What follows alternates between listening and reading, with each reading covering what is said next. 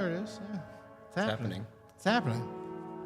All right. Should there be another chair here? I don't know. It's just me and you.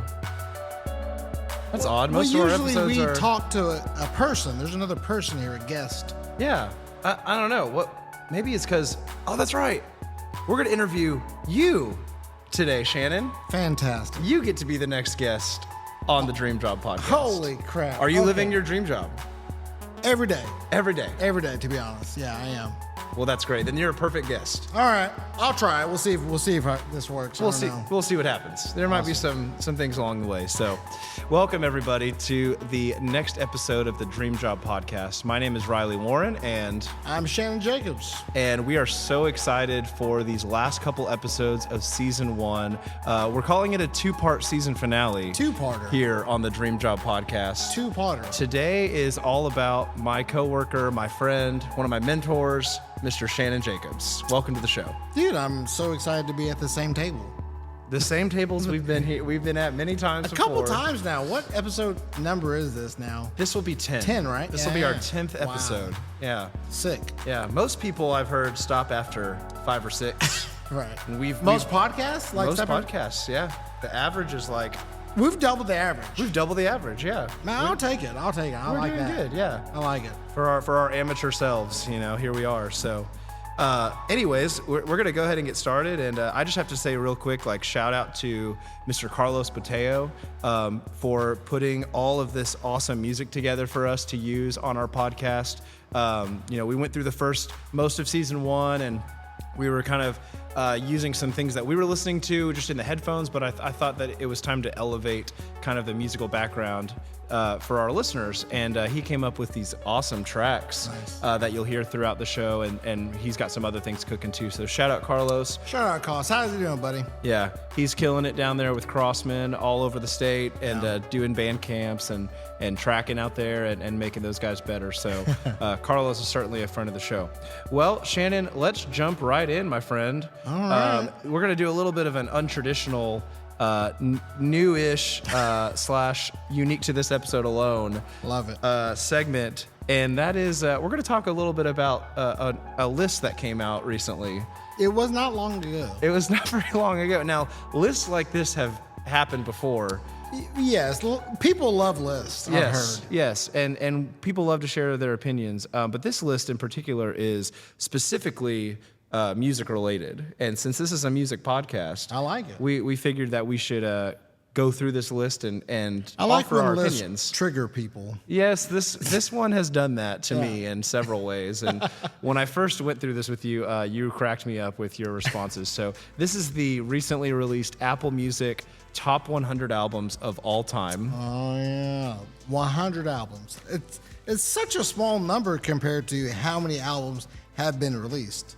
So many. How can you fit 100 albums into that list? It's not possible. Anytime someone does a list like this, it's like, have you listened to all the albums? Like, what is your personal preference? Like, all that stuff kind of tints your view of what is the greatest 100. So, for sure. And there's every list, there's a reason behind it. We're not going to get into the specifics of what Apple was trying to do with this, but I think it's safe to say there's more things we disagree with this list than there are agree. That's true. Although we're going to talk about some great albums along the way. There are some good ones on there, to be honest. We'll kind of sprinkle this in throughout the episode. We don't want to bore people, but we're going to kind of start right off the bat. So this is 100 to 91. Gotcha. Right, so working our way backwards. Okay, so fantastic. I'll say the name of the album, and you can comment on it, whether you know it, or if it's a good album, or if it's too high on the list, what have you. Gotcha. Number 100 is an album called Body Talk by Robin. No idea what that is. I've never heard of this album. No one's ever heard of that. It doesn't matter. I do know that Robin... That's their last push, like, I like this album, let me put it at 100, maybe, Yeah. Yeah, and they spelled Robin. Robin is spelled R-O-B-Y-N. If you watch Batman and Robin, it's R-O-B-I-N. So we're not starting out great. Okay, moving on to 99. Hotel California, the Eagles. Okay, Eagles, pretty good. Pretty solid. Pretty good. Legendary band. Yeah, I feel like that could probably be higher. I feel like that could be higher. That's a great album. Okay, we've got Astro World by Travis Scott. Never heard of him. Pretty recently iconic rap. I know he's dating a Kardashian. Well, there you go. There Yeah, you like have it. many people on this list probably, but pretty iconic rap At least album. a couple for Not sure. sure if it's the 98th best album of all time. Okay, we've got Rage Against the Machine, self-titled at 97. Yeah, the good band. Good band. Good band. Angry band. Angry. They're not happy about life, but I mean, rage. It's in the title. Yeah. How's this going so far? So far, I'm like, whatever. I haven't heard of any of these things, so that's all right. Okay, Lord, Pure Heroin. I love the Lord. The Lord has never done hair. What? No, not the Lord. Oh, Lord with an E on it. Oh, gotcha. Okay, don't know it. Royals. Oh, that's that person? Yeah. News to me. Good song. Not sure if it's 96 best album of all time. Okay, this one surprised me. 95, Confessions by Usher. This should be higher. Yes. Should be higher. 100%. Great album. Great album. Like iconic. Yeah, that should be higher. 100%. Apple's already kind of blew it. Yeah. I've never heard of this band or album. This is Untrue Burial. Is that how you say that word? Burial. I've never heard this album in my entire I life. don't know what this is. It's way too high, obviously. Yeah, yeah. You can't even pronounce it, so. I feel like this was a pity ad, 93, Solange, Seat at the Table. Yeah, no. Beyonce sister. Yeah, no. Beyonce has 2 albums. Beyonce we'll has get 2 to. albums. Yeah, exactly. So I felt like, just to make her happy. Yeah, probably. Although I've never actually listened to this album. This is a pity pick for sure. Yeah. Okay, moving on to 92. I actually love this album. This is Flower Boy by Tyler, the Creator. 2017 release. I think I have heard this album. It was not. I don't remember anything from it. So There is probably too high. There's a Stevie Wonder song sampled in one of the songs that. Okay, wait a minute. If we go through all the 100 albums, I bet there's a Stevie Wonder song sampled on Over 80%. On 80% of them? Yeah. I can see that, especially the rap and hip hop and R&B ones for sure. This album, this was when I moved to Dallas. This had just come out, so I like this album because it reminds me of that time. And then we got a George Michael, Listen Without Prejudice, 91. George Michael, famous singer. Pretty famous. Probably too high. Probably too. He did pass away a few years ago, and that was like, I remember thinking like, oh, okay, there's a guy named George Michael that apparently is really famous. I didn't know he died. He died several years ago. We'll have to have the fact checkers check on that for us. We'll get Mike on that job. Mike, the fact. Oh yeah, he's Mike, over there. right over here. Yeah. fantastic. Hey, Mike. Yeah, there's our audience member. Exactly. All right. Well, there's a little tidbit there for Okay, you. we've got through 9 albums. I'm already unhappy. Yeah, this is not starting off good. Sorry about this. This is your episode, and we've derailed it with this ADD-ness of ours. So, Yeah. Okay, we'll come back to those. Okay, we'll come so back. here's my first question for you, Shannon. Just like any guest we have on our podcast, we want to hear about the origins, the genesis of Shannon. Genesis chapter 1, verse 1. In the beginning, Great YouTube video. thank you. Great It's one of my YouTube favorites. video. One of my favorites. It keeps going. It's like 30 seconds long. So he struggled for so long, and no one does. helped him. Yeah, No one helped him. If I ever struggle with a word like that, I will stop. please I'll stop help. you dead Like, in your tracks. Yeah, someone help that guy, dude. Yeah. Goodness. All right. Well, I guess I'll start from the beginning. My earliest memories, or actually I don't remember this, but I remember being told stories of me being like a toddler, 2, 3 years old, and going to church, and Mom would put me on the ground and then look down, and I'd be gone because I had run off to the drum set.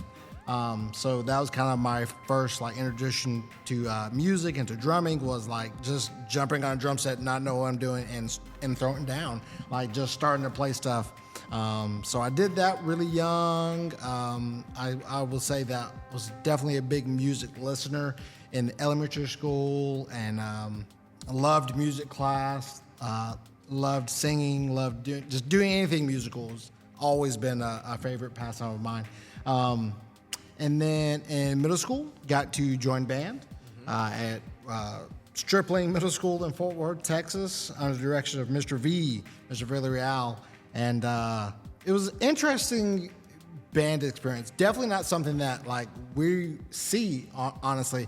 It was kind of like band club. We weren't really competitive, but we just played fun songs. We just played tunes. So Mr. V quickly figured out that, hey, that kid's got some talent on drum set. We'll just throw him on drum set. I remember literally playing Louie in middle school on the drum set. and it was pretty small percussion class, me and like 3-4 other guys. And so I would just jump on drum set like every tune, just play drum set to every tune. I remember even one of the like Christmas concerts, we were gonna, maybe in the 8th grade year, gonna do Litter Drummer Boy. So like we just let me solo for like probably 10 minutes, like way too long. I would love if there's a video out there to see that, to get that. I remember doing it. I didn't know what I was doing, and I was just going and run-on sentence and probably poor technique and very abstract thought, I think. Sounds like most professional drum set players. Yeah, it might be great. I don't know. And then we brought it down and kicked off Little Drum Boy, and the crowd went wild. And that was kind of an interesting experience. Like, I didn't have a lot of great training as far as like reading music or playing any sort of keyboard instruments all throughout my middle school career. But I'll say probably the most pivotal moment in my entire life was our 8th grade band night. We got to go up to the high school and join them at one of the home games, and I saw the drum line, saw the battery, and it was small. Jamal Pettisclo, Jeremy Buller, some of those guys, Craig. Craig, just one guy named Craig. Craig, I don't remember your name, but you were impactful though. He was impactful. Well, I mean, Craig comes back later. So I saw and heard a drum line for the first time ever, and right from that second, this is all I want everyone to do. This is the best thing in the world. Nothing else matters. This is the great. I was smitten, you know, to use a good term. I was smitten from that moment. And then so it was like, oh my gosh, like I get to do that soon. Oh, I can't wait. I can't wait. And so, spring semester rolls around, and the high school director, Faith Massey, shout out Miss Massey, I love you, starts coming down to the middle school on a regular basis, and she realized, all right, Kate, here's 8s or whatever it was. Read this. Crickets. The cricket sound effect would have worked. Oh, yeah. We got this going here. There we go. Oh, it's not very loud. Okay, whatever. It doesn't matter. Amateur podcast. Okay. So yeah, I can't read, and she's like, "Well, we need to learn to read music and the rhythms and things." So I'm doing all this by ear. So she starts coming on a weekly maybe or a couple week basis, and hey, this is chord notes. So, hey, count this. This is 8th notes. This is 16th. Kind of gives me the ropes, and get to high school. Bam, I'm understanding things. I get to make bass 2, or bass 1. I think it was bass 1 actually. Bass 1, my freshman year, and just in love, the entire time. From that moment on, I think I was just immersed in percussion, literally every day. That's all I ever wanted to do. I was drumming, I was playing, I was drumming, I was learning, a little bit of keyboard here and there. I was doing the thing. Sophomore year comes around, I make snare line. At this point, I've had a whole year of seeing everyone drum, and I'm drumming every day.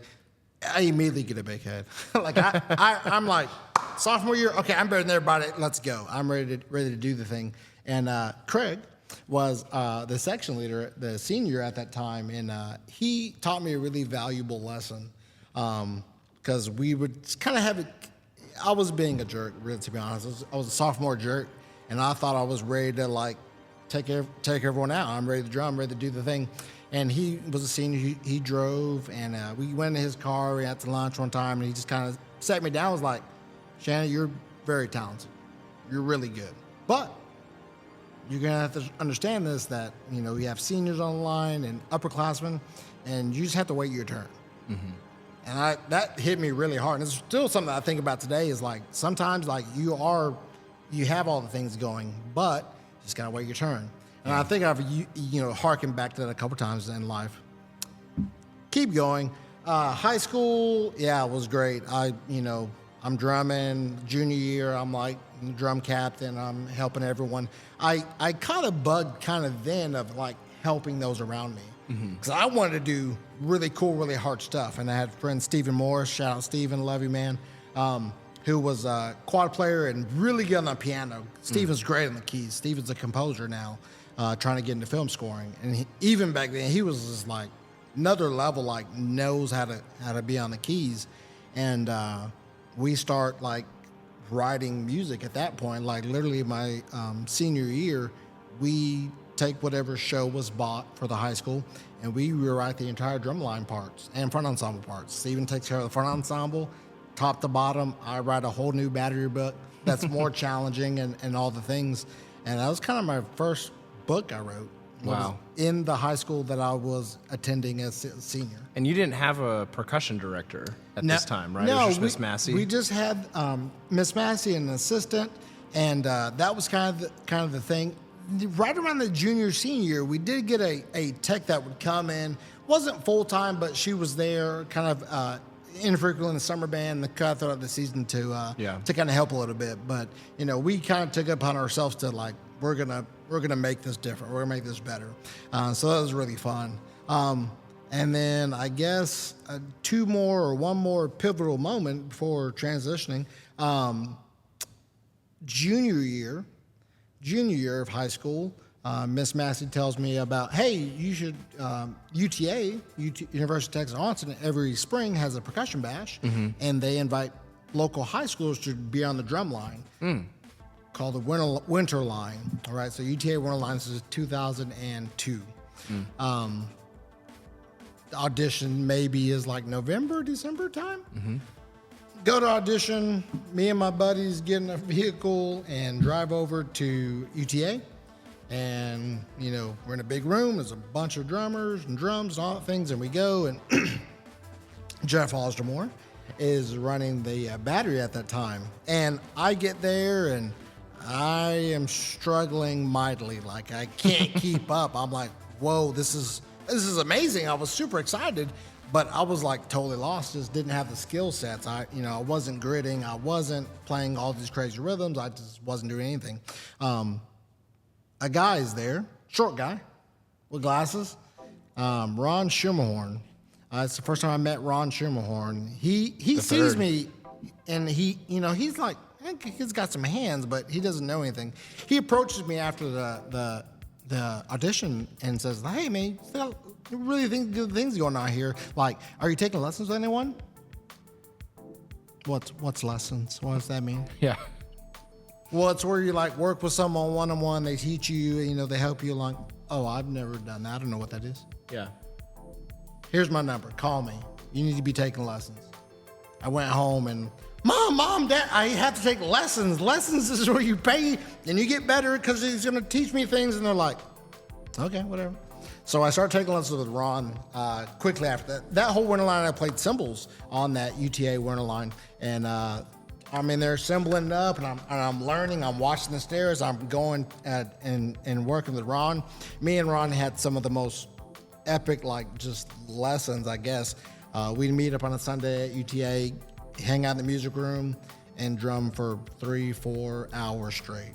Wow. Like, taught me, like, hey, this is how you move the stick, and this is a flam. This is how you flam, grid flams. This is a flam drag. This is a flam grid. We just started doing everything. Really, really critical that time. I'm, a junior already, so I'm starting to think like, man, I would love to be a music major. I would love to do music. So he's like, okay, great. Well, we could keep drumming, and we also need to learn like marimba and da-da. I was like, uh-oh.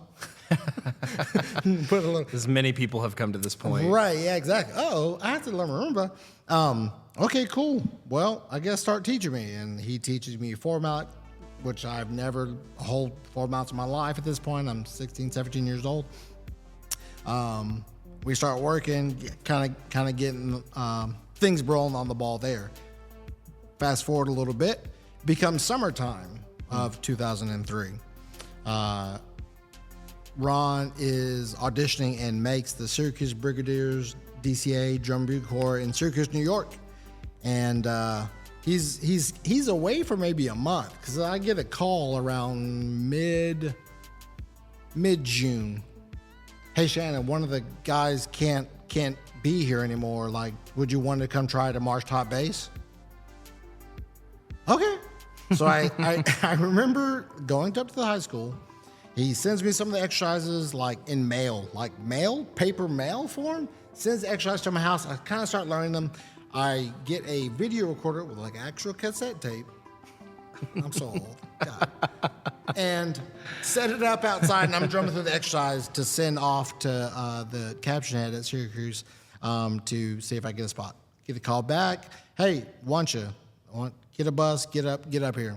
Rode a Greyhound bus to Baltimore, Maryland. That could be a whole podcast of itself, because that was the wildest ride I've ever. Jesus, I was 16 years old. First stories. Yeah, dude, it's terrible. It was awful. I was 16 years old. Put me on a bus. Got my first cell phone out of the deal. Nice. Because my parents were like, win. well, we should have, you should. This is 2002 or 3, I guess. I get a cell phone. They put me on a bus.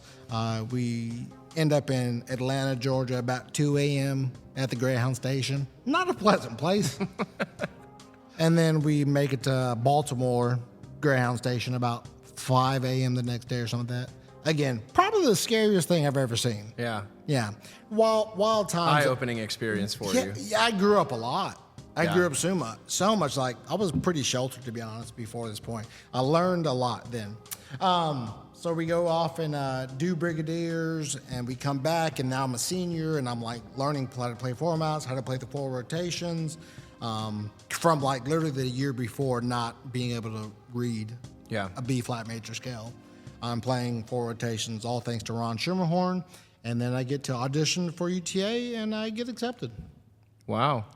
That's awesome. So and that's a good reminder for me, because I forgot that the Brigadiers thing happened while you were still in high school. Yes. That is insane.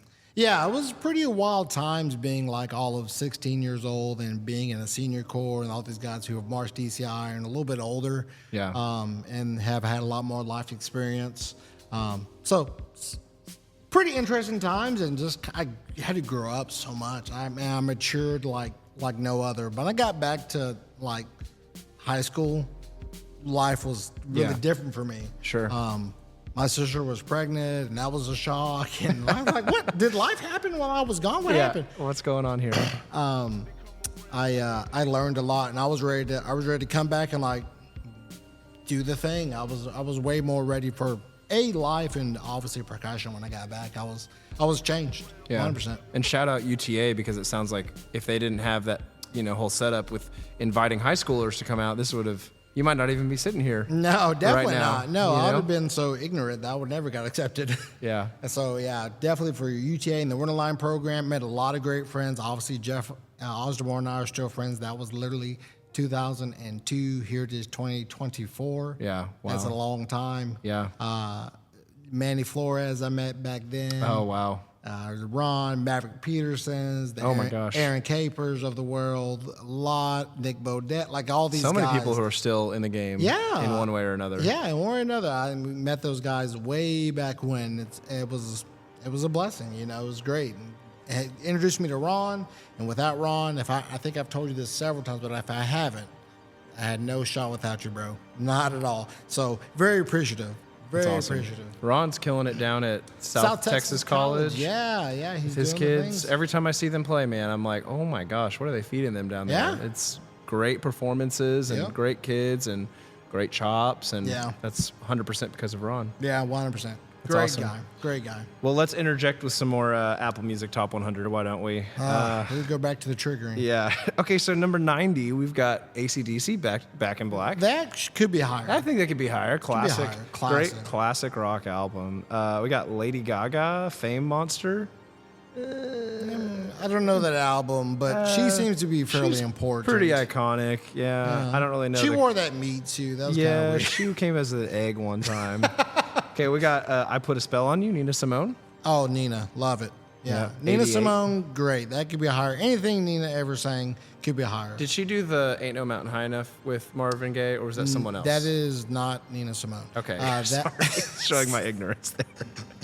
I like the try. That's not Nina Simone. Yeah, I'll I'll just show you one of my favorite Nina Simone songs later. It's explicit. All right. Not on the podcast, we'll get copyright infringement. I don't know this band, Massive Attack. Blue Lines. I had a massive heart attack in January. We're going to get to that. Okay, great. 87. Then we got... That could be lower. That's terrible. Yeah. Mary J. Blige, heck yeah. My Life. Yeah, great album. That could be higher. Yeah. 85. I'm a big Casey Musgraves fan. Golden Hour. Up and coming. Not even up and coming. Like pretty established country music star. I've heard the name. Yeah. I've heard the name. I don't think you would love her music, but Okay. it's pretty good. Doggy Style. Way too low. Snoop Dogg. Way too low. I mean, listen, Snoop Dogg is still one of the biggest stars of the world. Yeah. Because of that album. Yeah. And it's at 84. Yeah. I saw him run like a 400 meter today for the Olympics. He's doing something for the Olympics. I saw something, but I didn't watch it, but I read something. He like, Snoop Dogg runs a 400 meter dash. I'm like, that seems, ambitious of him. Yeah, I'm not sure what the reasoning for that is. Horses, Patti Smith. Unfamiliar. Don't know who that is. Showing my ignorance. Get Rich or Die Trying, 50 Cent. Great rap album. That came out like me and my buddy Bradley Grinder. Shout out Brad. You met Brad? Yeah. At the Green Day concert? Yeah, right. I think it came out like 2003 or 4. 2 or 3, right around that. Yeah. We're like sophomore, juniors in high school, and we're like putting systems in his car and in my car, and we're listening to that thing. Custom sounds. Way too loud. Yeah. That's a great album. So many bangers, as the kids would say. After the Gold Rush, Neil Young. Neil Young, great, iconic singer-songwriter. Yeah. Okay, back to the questions. What is that? Yeah, there you go. I fixed it. You fixed it. Fix the sound effects. There we go. There it is. We're getting better. Okay, so we talked about your upbringing kind of up through high school. Then you start your time at UTA. You're doing some other things. Talk about what happens next for Shannon in college. Let's see. So UTA, awesome experience, like great learning. Like I learned a lot of things, more like personal things, I guess. Dr. Varner was there at this time, and Jim Yakas. Love you, Jim. Love you, Dr. Varner. Let's see. Freshman year was kind of like fast and furious because I was behind. I was just behind. I remember feeling very overwhelmed my freshman year. Just like, I can't learn this 2-mallet etude a week. That's ridiculous. This is like it takes 4 months, right? So I feel like I'm drowning kind of in that first semester. I like to tell kids this story. Like I'm working my butt off. Like it was right around the spring semester of that freshman year where I was in band, and one of the ensembles. I can't remember the tune. It's actually my Slanka tune. I think Morning Glory. Get to the rehearsal that day. And I have not practiced. And I know Dr. Starr's about to light me up. And I get in there, and I'm like, pick it up. I'm sight reading it. Finally, after like 7 months of like struggling, I'm like sight reading this part. Pick it up. And it's like, it has some notes. I'm like, dude, unlocking moment, next level like achievement. Because then I realized, oh my gosh, now that I can actually sight read, I don't have to, yeah, this should not have got this thing. Yeah, this is the best toy. It's the best investment. I like toys. I realized like, oh my gosh, I don't have to practice like ad nauseum. I could like get here, read, and be good. Yeah. So things got a lot better for that. A lot of great experience with Dr. Yakas, Dr. Varner, both in world ensembles, doing samba band, doing Uwe drums, doing African stuff. Dr. Varner goes off to Senegal. David Wolf comes in for a semester. Shout out Dr. Wolf. I think he's somewhere East Coast now. David Wolf comes in. We play cool stuff. We play Before John 3. We play all kinds of cool stuff. I'm in the percussion ensemble. I'm doing every ensemble. I'm like, if it's drumming and I can play it, I'm there pretty much. Only thing I didn't really do was some of the jazz band stuff, and I probably could and should have. I was just so busy. Yeah. Great drum set lessons. I remember one drum set lesson. I come in Dr. Yakas' office. I sit down, and first of all, he's like a little bit late, to be honest. I knock on the door. It's like 2:00. It's 2:02, 2:03. I'm like, Dr. Yakas, okay, open door. Dr. Yakas is on like a Zoom call with Jeff Moore. Wow. And so he's like, all right, Shannon's lessons. He's going to sit down and play some drum set. So I start like sit down playing drum set with Jeff Moore on like Zoom or Skype or whatever the heck Yeah, whatever it was back Whatever it then. was back there in like 2004, 5, 6, whatever year that was. So that was kind of fun. A lot Chat of great roulette. Yeah, all kinds of great experiences, man. Marching band was great. Loved my marching band years. Chad Gibson, Kenneth Clark, Nick Bodette, Jason Smith, Cody Hicks, Wow. Steve Farrell. I don't know, so many Pharrell guys. Williams. Farrell, he was not there, but he did do college marching band, right? He did marching band at some point. Band experience, I think. Something. Just a lot of friends. So many friends, so many memories, so much drumming, so much education, so much learning about life. I mean, Dr. Varner taught me so many life lessons. Dr. Yakas taught me so. Well, I still use Dr. Yakas's life lessons page. Every couple of years, I run across it and go through it with the drumline kids. And it's all about simple things like, you can't control what you can't control. Like worry about you, and if you get emotional, try not to react to anything. Pull yourself, take a couple minutes before you react, and all the stuff that's really great. That all the other life lessons that can be taught through music kind of come from those two guys in that area in that time of my life. That's awesome, man. Yeah, it was fun. Anything else on your time there, or you want to move on to the next thing? Oh, what else happened? Surround sound? Oh, surround sound. What year was that? This might have been the 06 season. Surround sound had one open class in 05. Kenneth Clark, I think Chad was there, a bunch of guys were there. 06 rolls around, they moved to world class, and some members, there was some issues. Some members got removed from the ensemble. That doesn't sound good. It was not it was not a great situation, but I get a call like, hey, can you come do this? Yeah. Okay, it's like already halfway through the season. I think World Championships is like in maybe 4 weeks, 5 weeks. And I go into one weekend and get the music and learn the beats and then learn all the drill and learn choreo and go do all this in a rush. It's kind of interesting. That's 2 times in my life at Syracuse and at Surround Sound when I had to come in and rush learn a show like in record time. I learned the drill for the entire show or DCA show in a weekend. Wow. I got there and I learned it on Friday, Saturday. Friday night, a little bit rehearsal. There was a show Saturday, I think. I didn't do the show, but I was there. We rehearsed all day. I think Sunday we had a camp too. The next weekend I was in marching the show. Oh my gosh. Yeah, and that happened the same thing with surround sound. So maybe that's why I had that recurring dream where you don't know anything. Yeah, well, yeah, you don't know the show. Yeah, exactly. I have this recurring dream where I'm all of a sudden in a marching band show, but I don't know the beats, and I don't know the drill, and I can see this other run over there, and I kind of run over here and play something, and they're going back, so it's like crap, and I go backwards.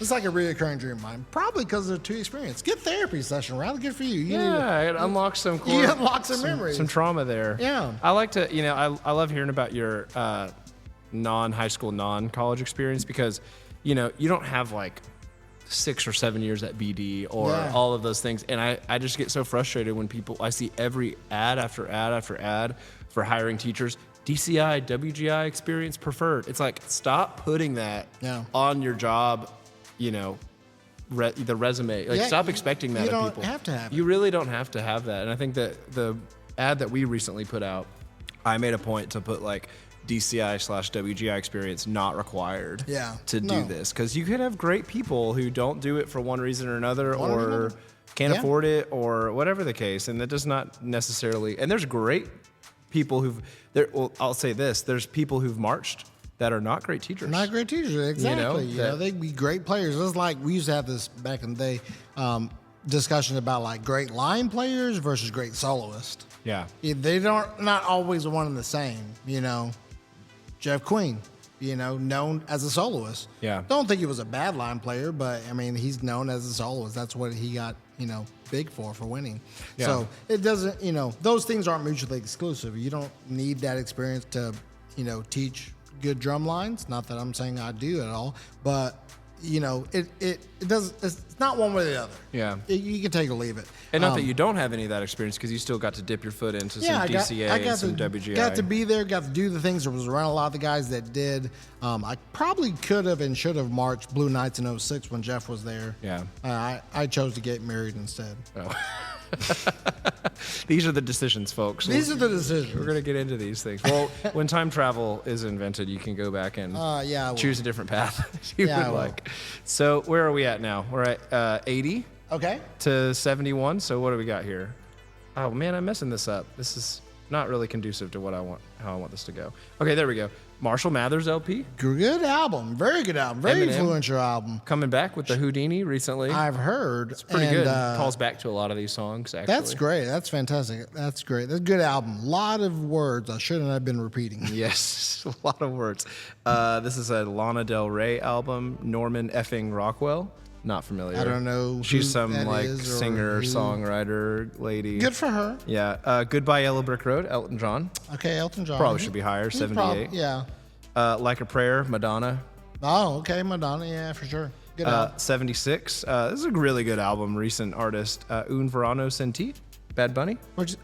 Bad Bunny. Yeah. I don't top of the charts, Latin music these days. Top of the charts. Yeah, 100%. I've seen him selling out arenas. Yeah, he does crazy. Stuff. He does stuff. Super Duper Fly, Missy Elliott. Oh, good album. Good rap album. 75. Influential. Downward Spiral, 9 Inch Nails.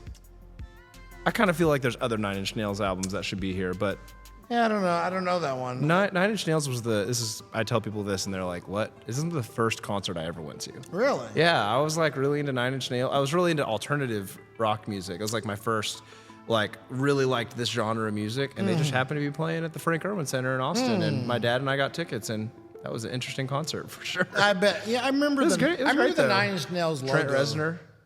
The 9 Inch Nails logo with the backwards in. I remember that. Yeah. I had a shirt with that on it. Nice. In 6th grade, the teachers thought I was a devil worshiper. Yeah. I don't even know how to pronounce this. Aja, Steely Dan. Aha. Steely Dan, maybe? Yeah. I don't know it. No, put it on the list. It's too high. SOS, SZA. I like me some SZA. Okay, fair. 72. 72, though. I don't know. And this is another one I've never heard of. Trans Europe Express by Kraftwerk. Never heard of this. No, don't know what that is. Why is that on there? We should listen to that at some point. Yeah. But I feel like it might be 2.5 hours of my life. That's yeah, you'll never get back. All right, well, there you go. That was a pretty bad. Yeah, that was like the whole. Was that all 9 10 of them? All 10 of them. Yeah. 10 of them suck. Yeah. Hopefully. Except for the Miss Yellow one. Yeah. I see some on the horizon here that we're going to recognize a little bit better. Okay. That's probably a good thing. Okay, so we're going to keep going here. I don't know if this pace is working. So listeners, drop a comment. I hate when people do that. Right. Drop a comment, like and subscribe. Yeah, like and subscribe. Let us know if you like our... Yeah. If I say something funny, hit the heart button. Yeah, right. Don't do that. So you go through... Send me cash. Yes, that would be nice. So you go through your time at UTA. You're doing some surround sound. You're being... 18 to 22-year-old young man in life drumming, and at some point you make your way over to Forney High School and team up with Mario Luna and do the thing over here. So that story. So the year is 05. Okay. No. Yeah, it's 05. So it's my second year of college. I have a Kawasaki Ninja motorcycle. Sick. On the board at UTA, Dr. Varner posts emails and things and flyers for concerts and all the things, right? Mm-hmm. One day I walk by and there's a email printed out. Does that? Print out an email, sticks on the board. Irving Nimitz High School is looking for private lesson percussion teacher. Contact Mario Luna. Da-da-ba-da-ba-da. So I email Mr. Mario Luna, M.A. Luna, Irving. His email inbox was not 40,000 plus. I don't think it was back then. Not back then, probably. I don't even know. You never know. So I email Mario, say, hey, I'm a second year student at UGA. Love to come check out your program, maybe offer lessons.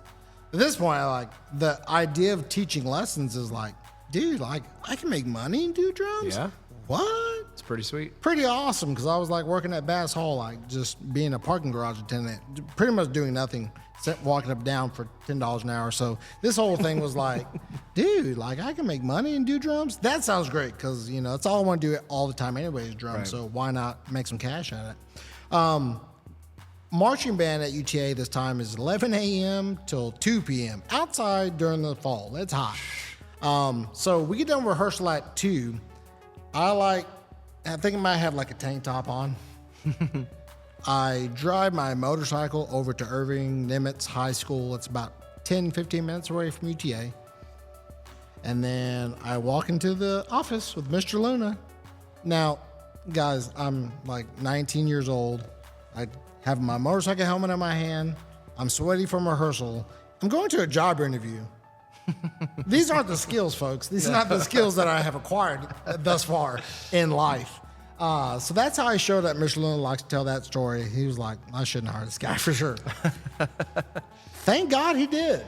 And so we worked there for a year at Irving Nimitz, and I'm teaching lessons. And that whole year goes really good. I met Mark Poole there, Mac Wood. I was kind of the team at Nimitz High School, and we're doing things, teaching kids to get better. It's pretty awesome. Next year, I go to write the book and start doing that thing. Well, Mark Poole takes the Forney job in the spring semester of 06. And he's like, all right, Mac, you should come. Mac comes on over. Mario, you should come teach percussion. Well, Mario says no at first. So he didn't want to leave Nimitz at the time. So Mark calls me, is like, Shannon, hey, will you at least come and help us like order some drums? We have pretty much a blank check. We can order all the things we need to get going. Can you come and help get this going? Okay. So I jump in the car and we drive out to Forney High School. Where we're sitting at this very moment. Yeah, this building probably was here. This room is probably here. It's 2006. Cell phones were not what they are today. I had printed out MapQuest directions. And we're 1 year from the iPhone coming out in 2006. Yeah, exactly. So, we have printed directions. You guys, if you've been to Forney, you know that you exit 548, and then you have to turn again. Yeah. Otherwise, you're go going to back the way 1641. you can. Yeah. Which is really weird, right? So I exited at 548, and I go straight because I'm on the road, right? 548. I'm on 5. I just exited at 548. I took a right. I'm on 548. Yeah. Well, that's not the case. I end up like 4 miles down in like cow fields. So everything where Shamrock is now was just cows. Yeah. I called Mark. Hey, Mark. I took the directions, man. All I see is cows, buddy. I don't know that I'm right here. I'm almost at 20 at this point. He says, oh, you got to turn around and you got to turn. Okay, I'll turn. So I turn around, I come here, and I order drums in 06. And then Mario takes a job. So then now the whole crew that's at Nimitz is at Forney High School. The 06 year, the kids do not understand lessons. They're like me in high school. They just weren't familiar with the program. So I'm still kind of teaching at Irving at Nimitz High School lessons, and I'm like coming a couple times during the semester to kind of build up a program. In the spring of 07, I started with 5 lesson kids on Thursdays after school. Wow. And how many lessons did you teach today alone in the summer? Today alone in the summer, I think 10, 10:30, 11, 11:30, 12, 1, probably 15 today. Wow.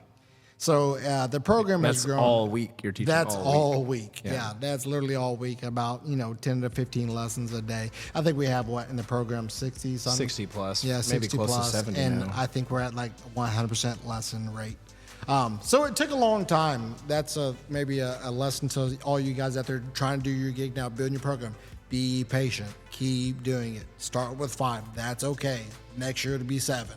It'll get there. Then when everyone sees that, hey, those kids are really excelling and doing all the cool stuff, maybe we should take lessons too. And that'll kind of help grow your program. I literally started with 5 kids. That's amazing. And now Forney is where it is now. But it's been because I've been here, just doing the thing on a regular basis. Yeah.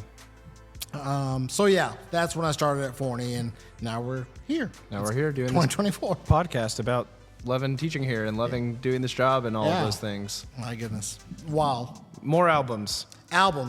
Okay, I'll hopefully be less Hopefully triggered this here. will be a little bit better. Okay, here. already better. Yeah, NWA, straight out of Compton. could be a tad higher. Not like a lot higher, Crazy but gentleman named Ice Cube, as Yeah. it goes.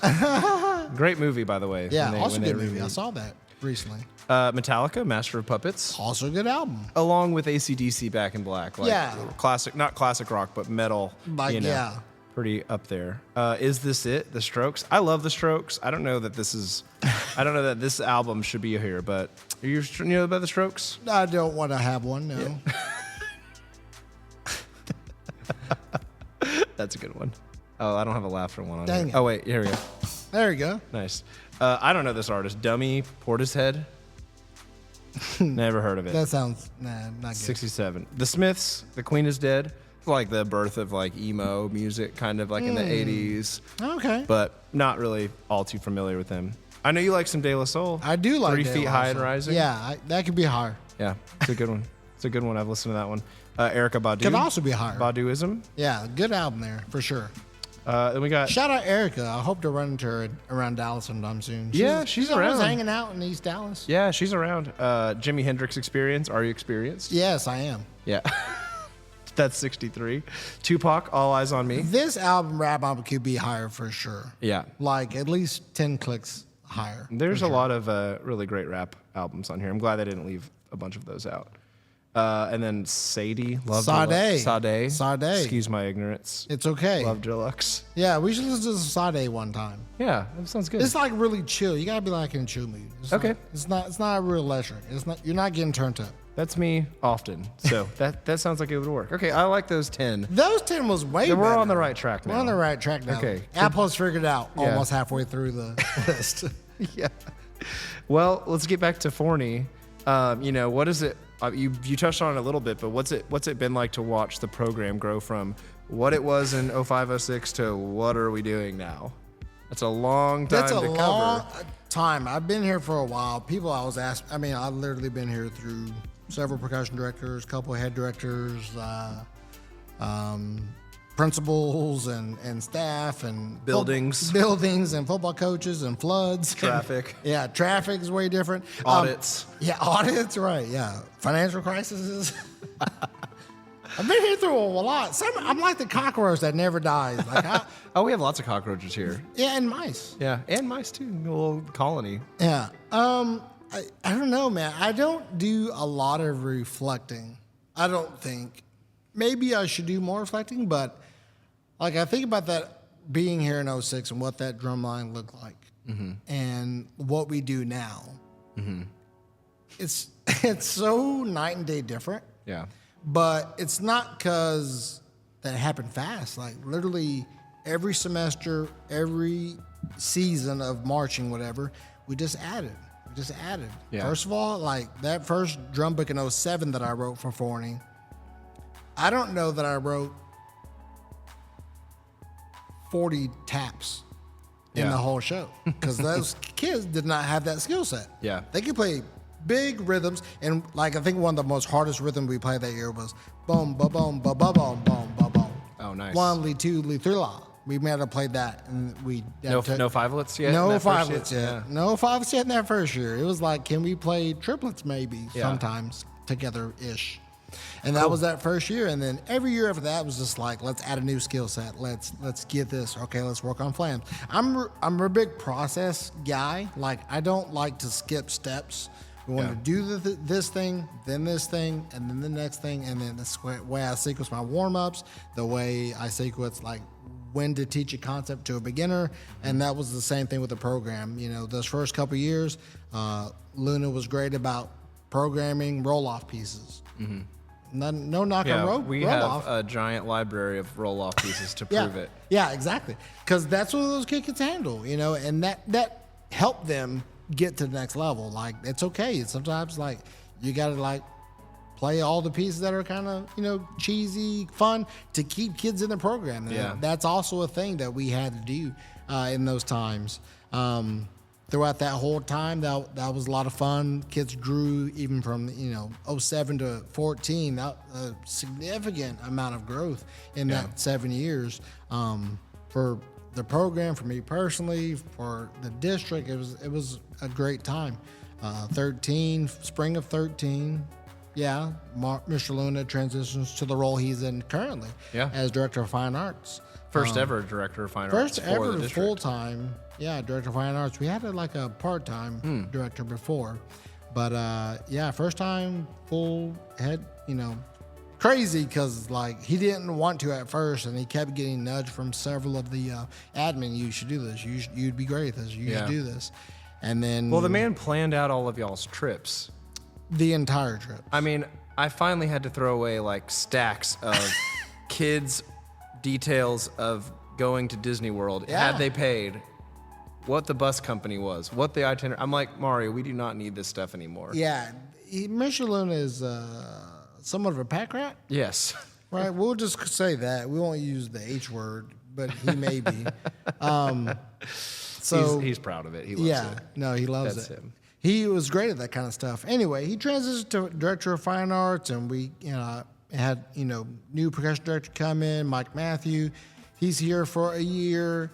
And then Rob Lozano's here after that for 2 years. And this is kind of where our paths start to collide because I went to college with Rob. Yeah. And he was 2 years ahead of me. We were both in the Wind Symphony at UT. No, he's a Churchill kid. Yeah. So we had friends that were both in the San Antonio area.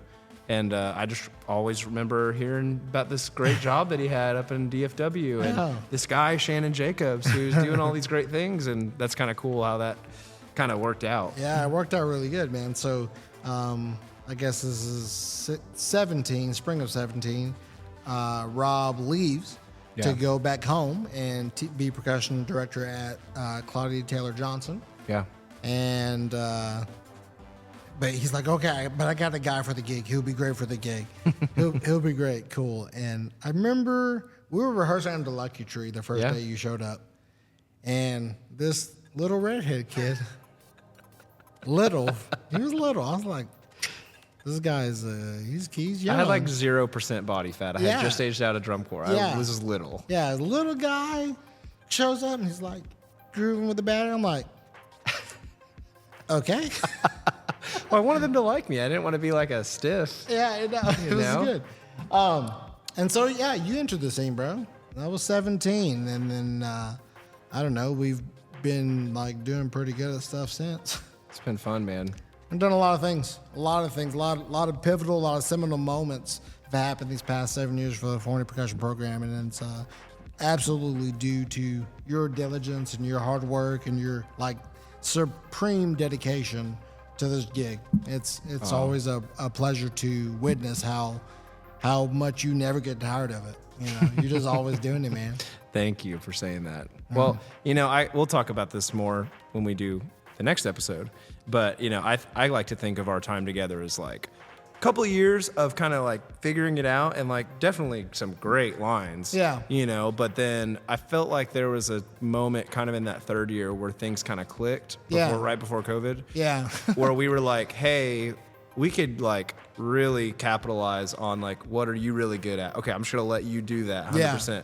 What am I good at? We're going to let me do that 100%. And then not like exclusive of each other, but just like there was like a flip that was switched where it was like, okay, Shannon's doing his thing over there. I'm doing my thing over here. We're going to put it together and start working as a team. Yeah, I almost feel like in the beginning, maybe I'm wrong, but this is my thoughts. In the beginning, I feel like you wanted to be in battery land a little more. Sure. Either just create the leisure kids, or I don't know if you were trying to learn or what you're doing, but you would come over a lot more.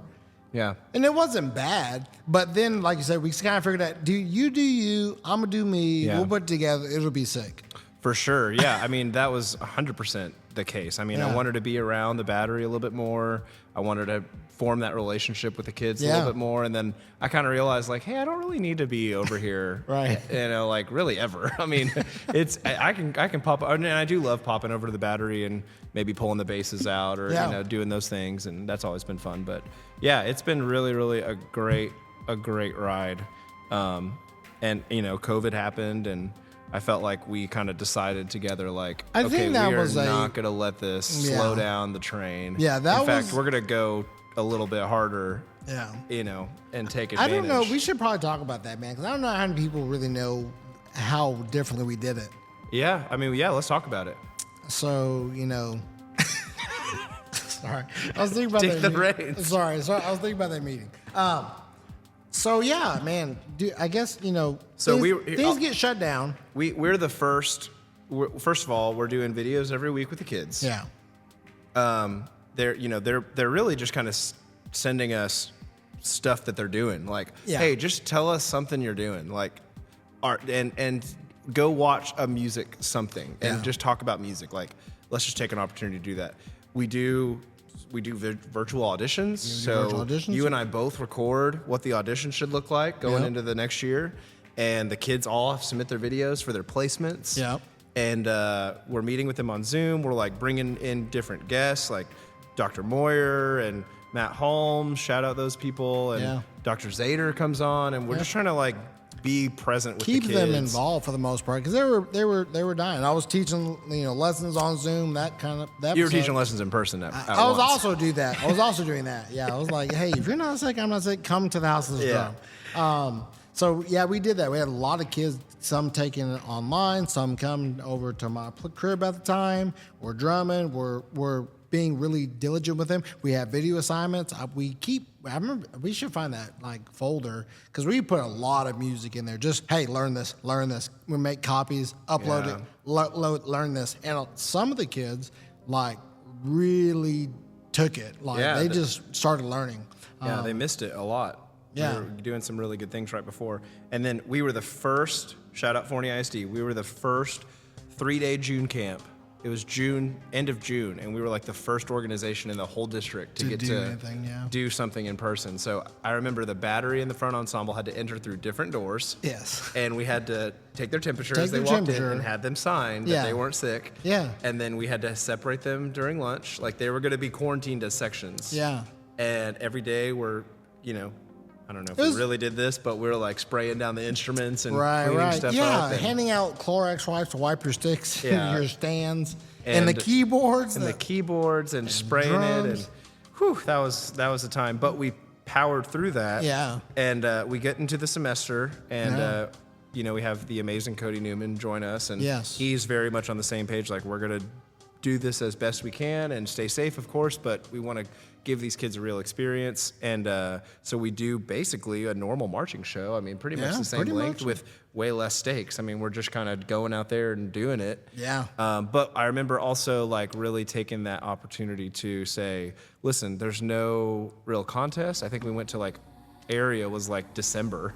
That was Like, so late. It was like UIL. It wasn't even like area. no, it wasn't area. It was like UI region was like December 3rd or Yeah, something December like that. 3rd, I It was think we got it. crazy. It was so long. It was cold. it was the longest season ever. But we were playing September by Earth, Wind, and Fire, which was our pit tune. Yeah. And every time the month changed, we just called it that. That new month, So yeah. it became October and November. Anyways, because of that, we decided, hey, let's like learn some percussion ensemble in the fall semester. Let's make this more of a, not just in the spring. Like we're gonna try to. I don't think we thought about that at the time, but it definitely kind of turned into that. So like every kid. Some kids were in multiple ensembles, but Yeah. most kids were in at least one percussion ensemble. Yep.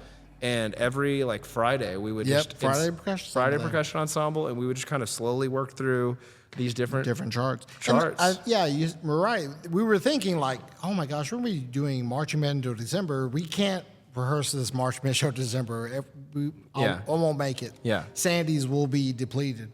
Yes. So we're like, okay, how can we introduce something else that kind of breaks up the monotony of just, a super long march season? It was like, well, let's launch percussion ensembles. Yeah. And that was actually the creation of the Ferviente Quartet. That's right. It's just a great segue for you to talk a little bit about that. So in this fall of 2020, we talk about doing percussion ensembles, and I've had this idea for a while. Like, man, I would love to create like an in-house percussion quartet. Like some of the kids that really want to go above and beyond to do percussion quartet, because percussion quartet is like one of my like favorite little genres. It's like my little heart baby. I really love that. So we have our first Ferviente quartet, and we rehearse kind of separately outside of school and outside away from everyone else. And the expectation is like really high. I said that from the very beginning, like this is what we're gonna do. We're gonna play cool hard music, and you're never gonna show up to rehearsal without your stuff like you know it. Yeah. And those first four kids, Leanne, Alex, Ellie, Joey. Yeah. Those first four.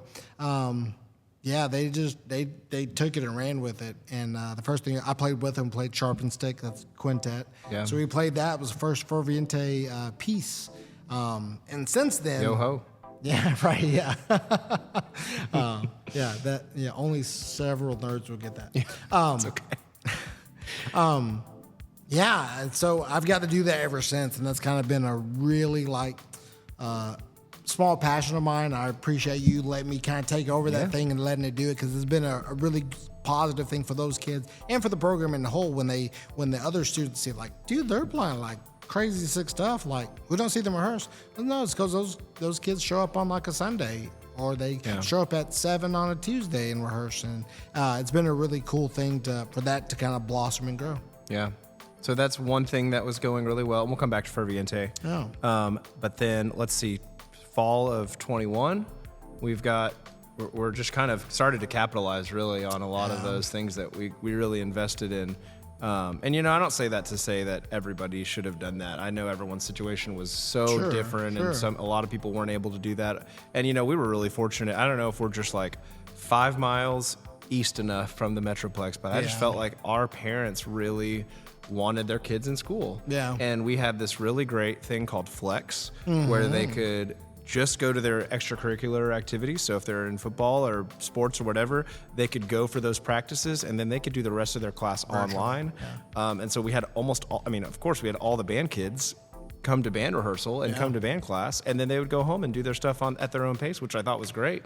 And so we were able to keep that face-to-face contact with the kids, which was really, really important. It was almost like teaching at a conservatory at that point. Yeah, it was kind of weird. There's parts about it that I loved that honestly I wish we would bring back. But yeah, true. Anyways, we start capitalizing on those, all that time we invested, and 2021. Going into 2022, a lot of really, really good things happening. Play Crown of Thorns, take on that challenge. Yeah. Spring of 22, and you got the Ferviente played Hook. Yeah, Hook, which was our first, not our first PASIC submission, but it was the submission that earned us the bid to go perform. That was an amazing experience. Yeah. Taking kids to Indianapolis a couple of years after COVID. That's still one of my top moments, man, of being here. That whole experience still gives me goosebumps. It's so fast. Gives me goosebumps. Great preparation. That was a jam-packed marching season. I think we did BOA San Antonio, then went to SeaWorld the next day, and then drove up and did our send-off concert on Monday. And then was on a plane Tuesday. Loaded up Tuesday. Oh, yeah, true. Yeah. Left Wednesday. That's right. Concert Thursday. We were the first of the 3 in 2022. That was wild. So that was and of course jam-packed marching season, because we didn't really have that the year before. Yeah. So a lot of good things going on there. Great PASIC concert. Kids threw down.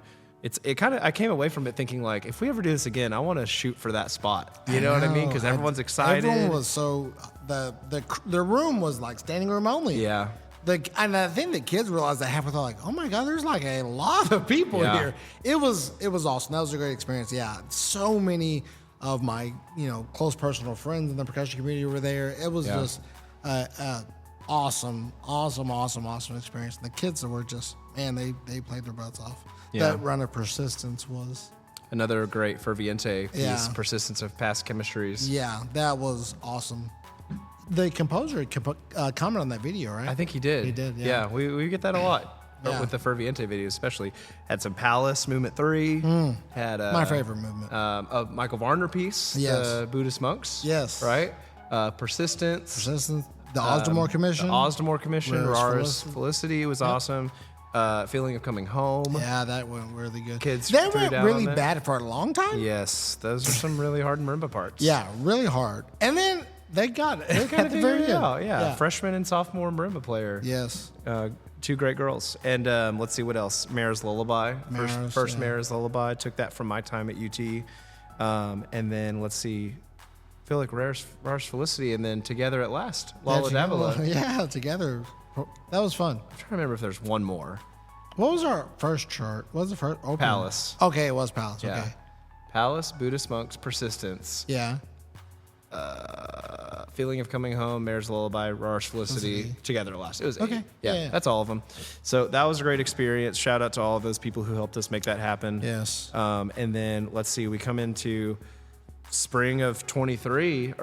Spring of 23, and I'm just like, strike when the iron's hot. Yeah, You know? strike Like, when the iron's we hot, had yeah. some great players that came out of that PASIC Yeah. concert. And you know, I've loved that both times we've performed on the international stage, we've been able to take every student Yes. and work them in one way or another. Some more than others. Some more than others, for sure, 100%. But that's what I like that about us. You know, everyone you hear, like, man, take advantage of these, like, once or twice or, you know, however many few times in a lifetime that you get to do it. Like, go do it, man. Yeah. Go do it. So we did that year submitting for, we were like, okay, we got to get Midwest. That's the next thing on the list. And we had submitted for Midwest before. Yeah. And really, I was really, really pulling for Midwest with that Crown and Hook submission. Yeah. And we just didn't get it. And then it was kind of a surprise that summer when we got the PASIC thing. Yeah, I it was like, a little. okay, great. I was in Hawaii. That's right. and I was like, hey, I think we're about to get it. Yeah. Jeff texts, can you guys hop on a call, right? Yeah. So that was freaking awesome. You called me. I'm like, dude, we're going to pass it, dude. Sick. Yeah. And then I had the idea immediately to get Jeff on the commission. Yeah. Like immediately talking, like, hey, write this for us. Yeah. So that was cool. That was fun times. Really, really fun. So spring of 23. Spring of 23. Strike when the iron's hot. And Yeah. you guys played Embryo Embryo. by which were- Jalen. By Jalen, that's right. And we're going to watch that here in a second. Yeah, Third Coast did this piece, and I was like, dude, that's pretty freaking cool. It's a percussion quartet with a track. That goes well. And then we submitted All 3 movements of Palace of 9 Perfections. all 3 movements of Palace. That day when we recorded, and I don't know if you remember this, but we recorded Embryo, then we recorded all 3 movements, and I told her, dude, we're going to Chicago. Yeah. That day I knew. We had that feeling. That day I knew. I was like, They were playing lights out. there was lights out. And that's dude. cool because it was a different recording environment than like a PASIC or TMEA. You could just kind of recording studio it, and you could do it multiple times. And we got some great runs of all 3 movements. And, you know, it's people are like, oh, how'd you do all 3? Well, okay, you got to remember, most of those kids played part 3. Played 3 in the at fall. PASIC. Yeah. So we used that again. And we moved some kids around for sure. Sure. It was but and they did this, I remember there's this video assignment, controversial at times, that they had to learn. They had to submit all the notes over Christmas break. Yeah. From all the different movements, and they owned up. The wind ensemble kids, all 10 of them, Dude, yeah. they owned up to it, and Boss. they made it happen. And we just came into the spring semester, and we're ready to go. We're ready to cook, man. You know, there's a lot that went into that. But anyway, so part of that submission was this Embryo by Jalen. So you want to kind of preface this a little bit for us? Yeah, it's a Third Coast piece. Jalen, she's like a music producer, like a DJ, and then you know she submits these things to the guys at Third Coast, which we've developed a little bit of a relationship like those guys over there, and they kind of like transcribe her electronic music into percussion instruments as well. And so this piece is like has some really cool grooves. It has this like mock pseudo drum set kind of thing with these like with tambourine on it and kind of a trash cymbal and some weird noises. Cool marimba part along with electronic track that is like pretty groovy. So this is our first like foray into like having the monitors in the ear. All the kids have the click track in their ear, what they're playing along with the track. So it was a fun experience. The kids loved playing this. Mm-hmm. You'll see Lucas Sanders' face. He really enjoyed playing that piece. And the other 3 just were throwing down our notes. Alex gets to show off his chops quite a bit here. Mm-hmm. Leanne and Josh just throwing down the marimba, man. Yeah, so two original Ferviente members. 2 original Leanne in and Alex. 2020, yes. They were, I guess, freshmen that year, right? Mm-hmm. So Sounds like it. Yeah, they were freshmen of that first Ferviente Quartet. I just knew they were going to be workhorses throughout their high school career. And they just, man, always rose to the occasion. And then we, added, after Ellie and Joey graduated, we added Joe Trey one of the years. That's right. Yeah. And then Lucas. He was on the Hook submission. He was on the Hook submission, yes. Yeah. And then these 4, man, I don't know, they had thrown down on the Persistence. Yeah. and then got to do this in the spring semester. And this is one of my favorite things to put together, and it was so fun to record. Yeah, and I think you'll see that in the students, how they react to playing, especially Mr. Lucas Sanders there on the drum set. So without further ado, this is Embryo by Jalen, performed by the Ferviente Quartet.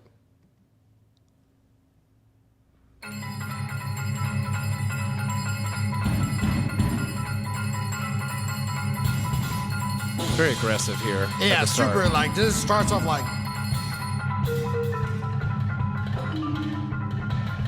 Got to flex my videographer chops here a little bit. Leanne, you have the melody. Play these random notes louder. That's the other thing I like about the Midwest recording situation is that you know that these people are watching your kids and not just listening. I think that's a huge part of... Yeah, that's a fat backbeat. Yeah, I've never heard one. Yeah, Lucas loves that left hand there. Yeah. This part.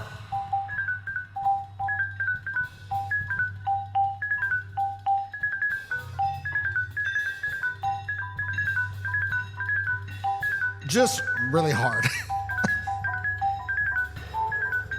Just hit that little thunder thing. Little thunder there. And it's all to a track, too. Yep.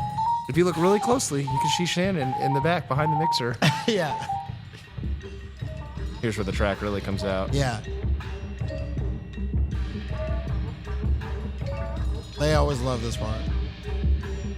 Very groovy. Yeah. I love that our spiral cymbal got used. Yeah, finally.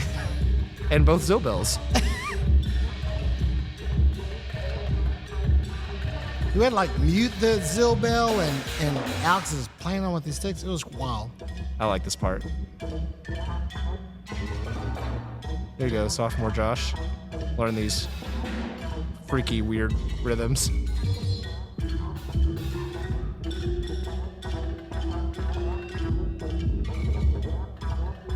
That took a long time to clean the back of the mouths of those rhythms. It was like, that's dirty. That's dirty. Yeah, it's no hiding.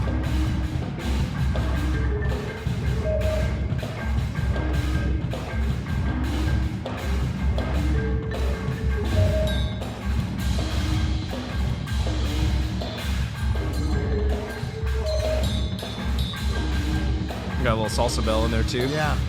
There's a lot of this setup took for like 2 months to get right. Yeah. This part was one of her parts of the track. I was definitely bet they were pushing the mixer, but I like this part. Yeah.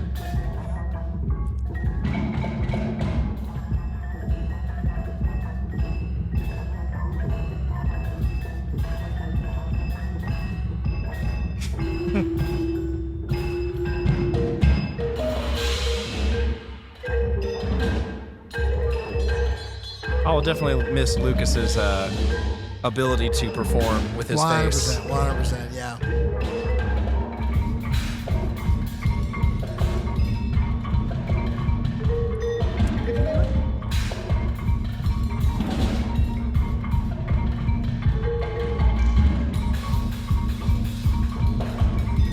Look at Alex's right hand going down there.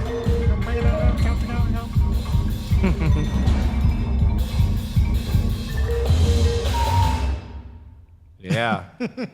Yeah. That was so fun to play. So That fun. was- And the kids just threw down, man.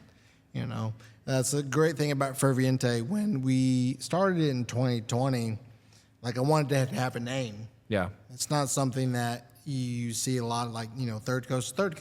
Yeah. You know, so we talked a long time about, okay, what do we want this to mean? What do we want it? You know, we wanted to use another language, and Alex was on that, and Leanne was on that, and eventually landed on Ferviente, which in Spanish means like with fervor, with, you know, with deep passion. Yeah. And I think the one thing that I'm really always proud of the Ferviente Quartet is everything they perform with a passion. Like, Yeah. they're staying after school. They're doing all the things extra outside of rehearsal because they have a passion for playing music really well. Yeah. And I think it really shows in that video in particular.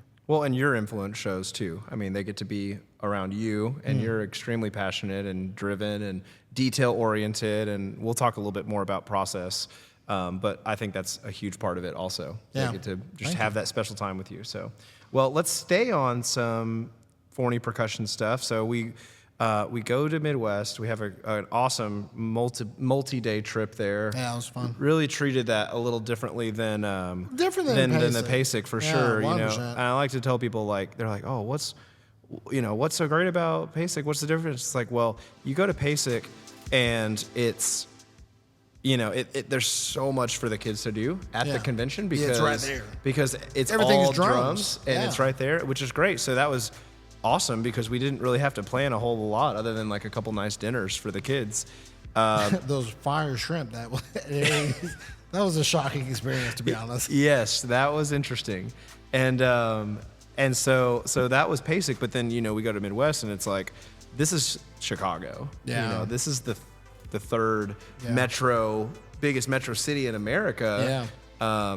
Like, this is a huge deal. And Yeah. so we tried to do more things for the kids in terms of sightseeing and all those things. Go to see Blue Man Group, Willis Tower, That was fun. Portillo's, Gino's East, different restaurants, dinner cruise, Yeah. things like that. So that, and of course the concert, having a great concert was still number one. But so we get accepted and we spend here we are, another fall semester preparing for an international convention. And that was fun. I mean, I think we definitely used our time wisely and had a good schedule set up to make that. That is the one thing that was significantly different is like, at least Midwest is all the way in December. So we not right after marching not season. Not right during, the 2022 marching season was stressful. Yeah. It was stressful because we're trying to, do well at BOA San Antonio. The same time we're trying to crescendo to the PASIC concert, and that made it really, both of those really, things happen at the same time was really rolling busy. the dice there a little bit. Yeah, 100% right. Yeah, it was skin of our teeth, but it was such a cool experience payoff for those kids. Yeah. And then Midwest it felt like, okay, we know what we're doing now. We can do this. We got a little more time. We were able to kind of, ramp up the Chicago thing after marching season a little bit. Kind of after marching season. So still only a few weeks, but it definitely helped to have that extra time. Yeah. And the thing about Midwest is that they kind of force you to pick different level music. Sure, yeah. So at PASIC, it was like, I know. and the kitchen sink, throw the whole thing at them. And then Midwest, we're kind of forced to tailor it a little bit more. So that helped as well. Yeah. Some of those pieces were pretty solid, for the last few weeks leading up. Sure. But yeah, I had a great experience there. And man, that was like, it felt like a year and a half's worth of hard work had kind of led to that moment, not just going to PASIC, but also, or not just preparing for Midwest, but getting into PASIC and doing that and then keeping going and all of those things. So concurrently with that fall semester, we did also, in our infinite wisdom, decided to try our hand at our first ever marching drumline show. That is true. Yeah, we decided to do that. I don't know why. I don't know. We're just crazy. Yeah. Well, this seems just like always want the next thing. Hey, how can we do more work? That seems to be our question in life. How can we do more work? Maybe we'll slow down someday. We'll see. Who Well, knows? yeah, maybe. Yeah. So yeah, that was the 2023 marching show. We do a drumline show for the first time ever. So we've, I think we do a pretty good job of writing band show that is pretty intricate and has enough meat for the kids to chew on. For sure. Maybe sometimes people say it's a little overwritten. I don't. Yeah, they do. They have historically, but I was just, I'm patting ourselves on the back because we have not really been getting comments like that. Over the last few years. When the kids play well, Yeah. it doesn't seem overridden. No, so we decided to do a drumline show for the fall. We basically did a marching band show, but we swapped out the ballad. The ballad I wrote, basically the intro to One by Metallica. So the show already used a lot of One by Metallica in the drum break, digga-digga-digga-dum, digga-digga-digga-dum, bum, digga-digga-digga-dum. But there's this whole beginning opening that's It's so really pretty, actually. really pretty. And so I thought, the ballad we were using in the show was great, but it just didn't have enough front ensemble moments Yeah. in there to really captivate the audience in a drumline format. So we kind of basically a little pit tune that we kind Yeah. of swapped in for that. So Worked out really well. It was one of my favorite parts of the show. So we do that, and we march and play for the first time at a HEB drumline contest. And we're running and gunning because I like physical activity and I like to look strong. And this show kind of allowed us to kind of show off some of our physicality. We have some great performers in the battery, some really strong acting in the battery. oh yeah. So they had a lot to chew on the show, and they really just, I don't know, they loved it. I loved teaching it. We had a lot of fun. It was a bit of it was hard. There were some hard days in there for sure, but, Yeah. as my shirt says, we never let the hard days win. That's right. So here we go. This is the Forney High School Drumline performing their 2023 show in the arena, drumline show version at the HEB Drumline Contest. It really worked well to use those columns to frame our little stage. So took the columns from the marching show and kind of used those as props. A little bit blurry here at the beginning, but it kind of gets into focus. We stored the color guard swords. The day I gave those swords to Lucas and Adam, it was over. It was over. Those two guys were all about that. Shout out John Pollard on the announcement.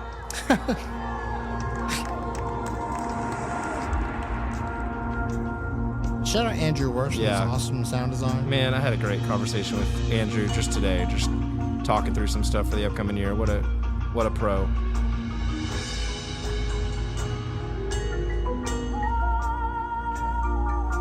Legend has it that Andrew recorded that vocal sample himself. Yeah, I got some forms coming in here. Got some Some little forms. motion.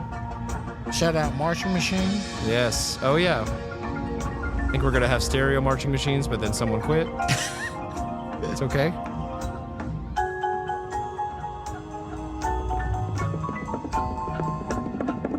Yeah, bass.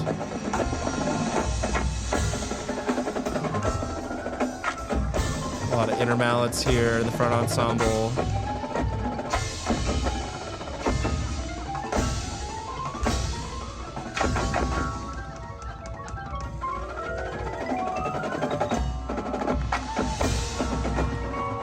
Yeah, crowd definitely loved this.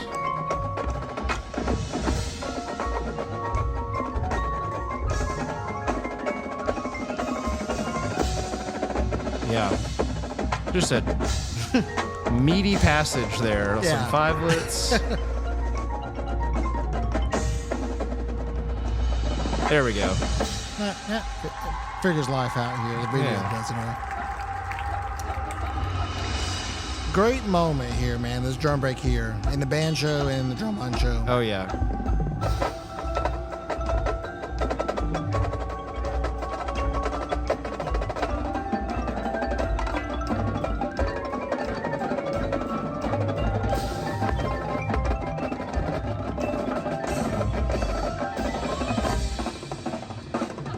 And Jude there on the drum set. These little pods. Yeah. It's kind of fun listening to how they sounded in September versus I know, right? November. A little different in November. A little cleaner. Well, that's the goal usually. That's right, yeah. You don't want to peak too early. I love this letter F. It's one of my favorite letters. Very triumphant.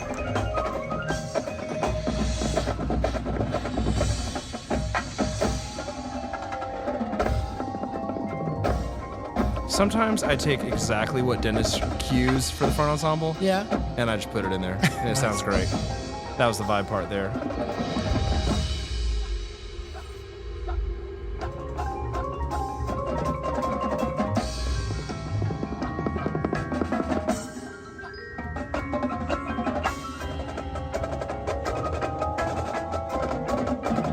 That rhythm is 1E and a 2 for those curious.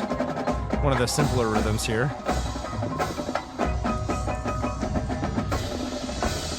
Shout out Lincoln Stevens, who struggled with that drill move all semester.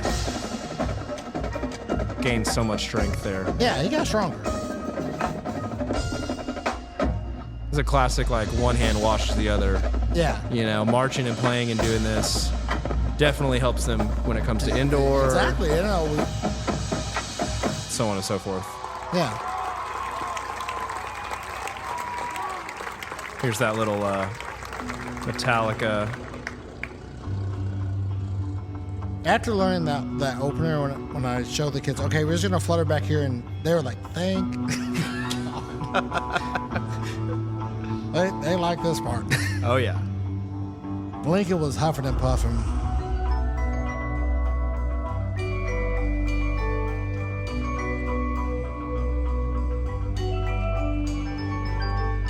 Yeah, good job, Vibes.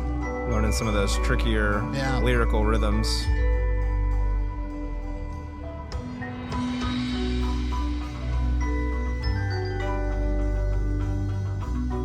Shout out to the guitar player. Oh, you know what? We had the marimbas in the Vibe switch. Yeah. Shout out marimba players to go over to the Vibes, making them sound good over there. No guitar player. That's right. All sound design. All sound design. Then we switch here. So now they're Yeah, the marimbas go over to the marimba and play harder loops.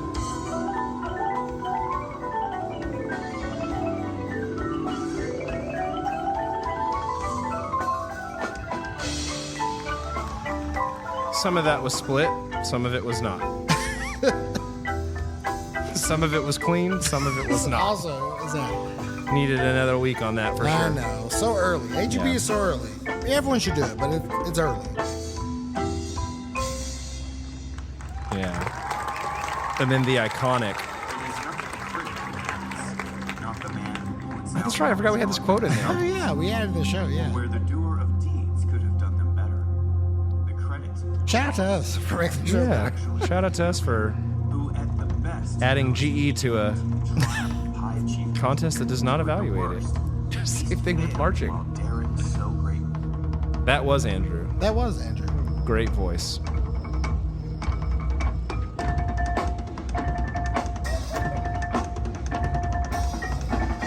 Jude the drummer on Yeah. Instagram. Yeah.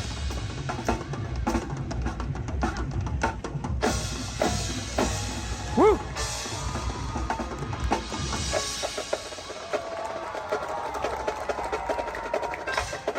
Ah.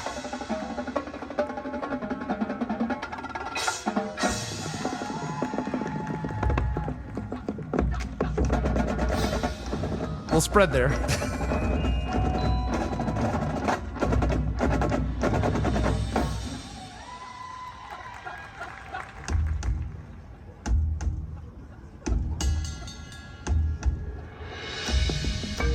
The epic conclusion.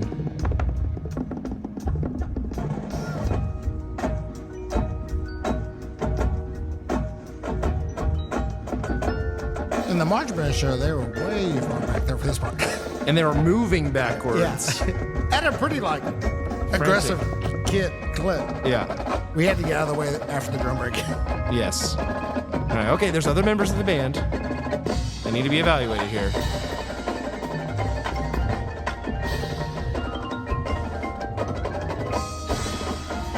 Opportunity. That's a 7-lit. Angry hippopotamus is what Yeah. we said.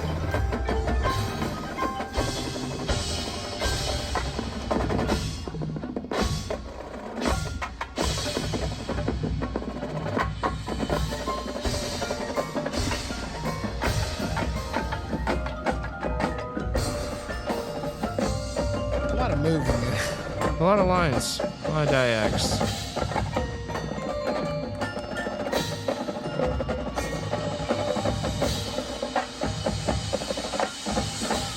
Woo! I like the single part at the end. I don't like Yeah. that part. That was a lot of fun. It was a lot of fun. It was Yeah. a lot of hard work. It was really hot outside in June, and July, and August. It was super hot. Super hot. Yeah, that was a lot of fun, and we're looking forward to adding that back into the rotation of things to do, things to tackle in the fall, and definitely do it differently. Yeah, you 100%. know, and and get some drill going a little earlier and all of those things. And yeah, I can't wait to tackle that. So Yeah. Fun project. Again, we like to create headaches for ourselves, but it's all out of like the passion for the kids. Like what, we've talked several times throughout different podcasts of like, don't put limits on the kids, don't. Just push them. Yeah. Like, what's the worst that can happen? They'll Yeah. get better. Like, that's the worst thing that can happen. They know, hey, I got really better, but I can't do all that, Yeah. So I think we do a good job of always pushing the limits in terms of like how we move, velocity, and how much density we play, and we're all about just pushing the limits on that. I love that. I'm so glad you share that vision because it makes it work, for the two of us, man. Oh yeah, if one of us was like, no, I think I'm gonna go home early. No, I don't think we should do that. It's like this definitely would not work. No. It got a really, really special thing going on here. So, let's keep going. We got some other things. So we've kind of walked through most of your time at Forney, and we're gonna kind of get to this last semester here in a little bit. Yeah. But let's jump into Apple Music Top 100 albums again. So coming in at number 60, we have The Velvet Underground and Nico. I don't know what that is, but it's a rotten banana there. There's a banana on the album, so that's kind of cool. This is a great Arctic Monkeys album at 59 AM. Do you wanna know? Dun, dun, dun, dun, dun, dun, dun, I dun, am a dun, big dun. fan of monkeys, but I've never heard of the Arctic. Not in the Monkeys. Arctic. I think this album is where it is because of the production of it. Like it's really? extremely well produced rock Nice. album. What's the Story? Morning Glory. Every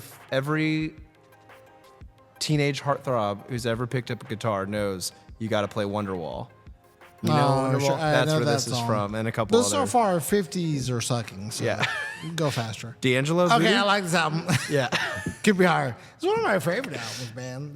That Voodoo album's One I great. don't really know very well. As Oh, much man, there's hip hop so- and rap that I know. It's just Yeah, like that's a good one. The Cure, Disintegration. I know The Cure hits. I don't know specific albums. I don't know that one. This anti-Rihanna album. Don't know. This is where Work is from. Again, not super familiar. John Coltrane, Love Okay. Supreme. Yes. Could be higher? Dude, should I get to the? I have a good Coltrane story Yeah. for like later, maybe. Yeah. Okay, I got. We'll Save come it back. for later. We'll Save come it back. later. Okay, we've got Exile on Main Street, Rolling Stones.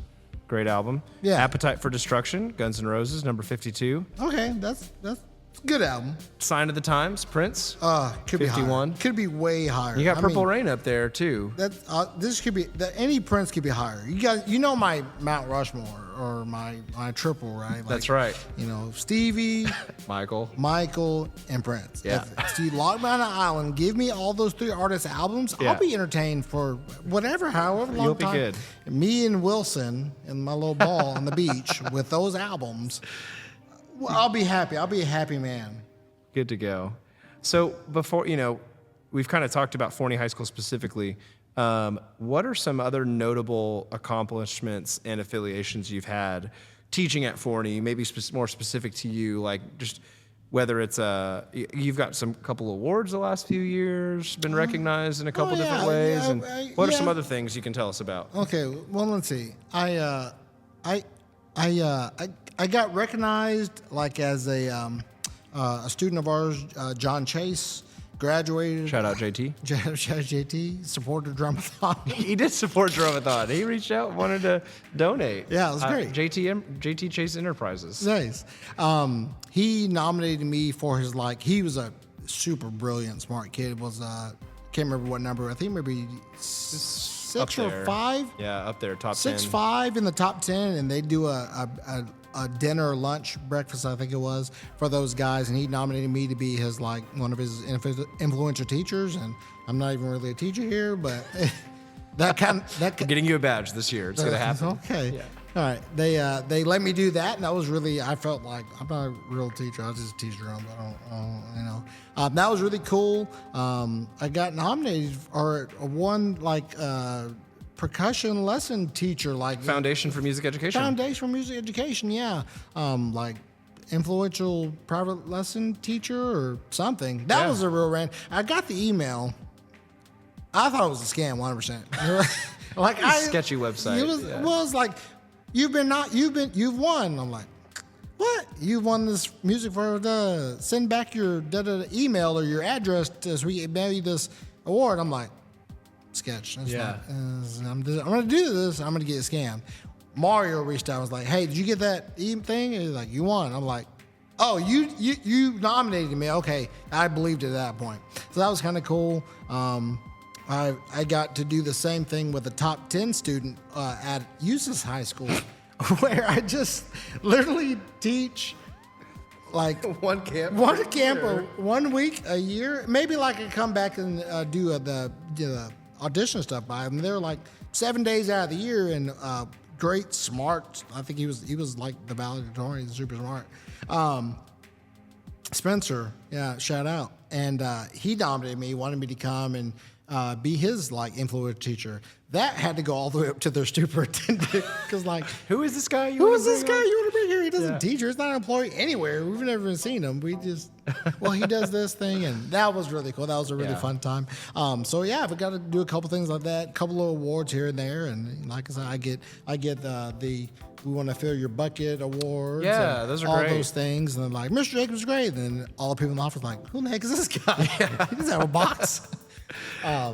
So that's kind of fun. Yeah. And every year they send out an email asking for recommendations to name a school. Every year, Forney ISD, I put this man's name down. That's true. Because we need to have a school named after. It's Shannon Jacobs Elementary. One of these days, Yeah, we're that'd be great. gonna get it through. So, well, that's awesome. Let's do some more top 10. Let's do it.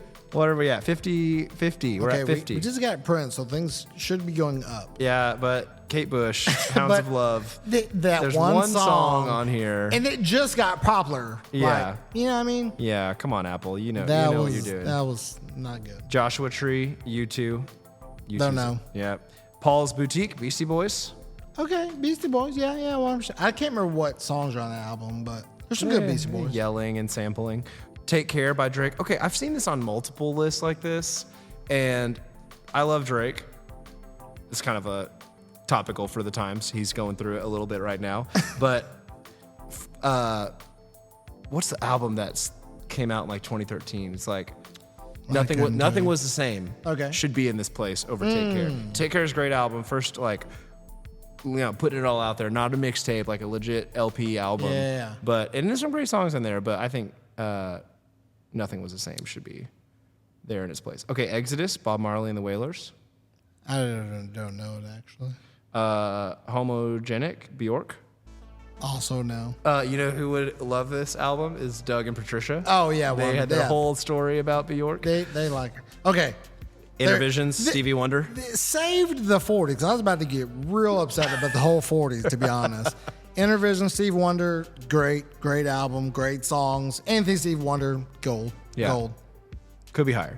Talking Heads, Remain in Light. Yeah, probably one or two hits on there. Control, Janet I do Jackson. like this Janet Jackson album. Yeah? It has some good Is this songs like now. the Solange thing with Beyonce? Like, No, kinda, I think you this think is, this holds up? Yeah, this holds up because Janet like starts to come into her own in this album and kind of does her own thing. She's not just that Jackson, the female version, right? Like she does her own things. Pretty solid album. And then 41, Aquemini. Oh, Aquemini, yeah. This might be Outcast. one of my. This might be my favorite rap or the most influential album. Here's the story. Here's my Aquemini story. Get this album like freshman year, maybe of high school. Shouldn't have it. Shouldn't be listening to Maroon. But curse words and all. I remember like putting it on play and I'm like working my flam, my hand-to-hand flams. Oh. Chut. Then they're rapping. I can't rap in lyrics right now. And This is educational this is podcast. educational podcast. Right, so I'm flam, and they're going. I'm flam, I'm going. I'm flam. Like days on end, day after day after day. And then one day, it just clicks. I just did it. It just happened. And Outkast was playing. Wow. Yeah. There you go. Shout out like the Outkast. tie-in. The Big tie-in boy, to 3 the, stacks. Yes, I like the tie-in there to the Yeah, podcast a little bit. I tell kids all the time, like, turn on your music and drum. Either Love it. with it or just have it on. Like that's how you get better in music, by the way. I don't know if anyone knows this. You have to listen to music. You have to actually like music. I'm shocked when I asked like 6th graders, what do you listen to? Yeah. Music. Well, Yeah. like who? Yeah. I don't really, I know any artists. I just know some songs. Okay, we'll sing one. You gotta listen. You have to listen to music. You have to be in music, man, to do music. And with that, we're going to take a short little break so we can take a trip to the little percussion director's room. We'll be right back. And we're back. So we've gone through a lot of the Apple Music Top 100. Most of it, I've been pretty disappointed and Yeah. annoyed, frustrated. My favorite is when an album comes up that you really like, then you like light up. That's Yeah. just the best. Yeah. But we're going to move into some other things that are maybe not specific to Forney. We've talked a lot about the program, but Yeah, why don't you are like the epitome of like a freelance percussion educator, I would say. Sure, yeah. You know, you do private lessons, you do gigs, you're writing for drum lines and some marching bands. Yeah. Talk about living the freelance life. What are some of the perks? What are some of the challenges? Cool. Let's see. Yeah, I've been teaching lessons since 2005. Also writing percussion books since 2004. What else do you? Camps, gigs, that kind of stuff. A little bit, hand drum clinics, all kinds of stuff like that. It's fun.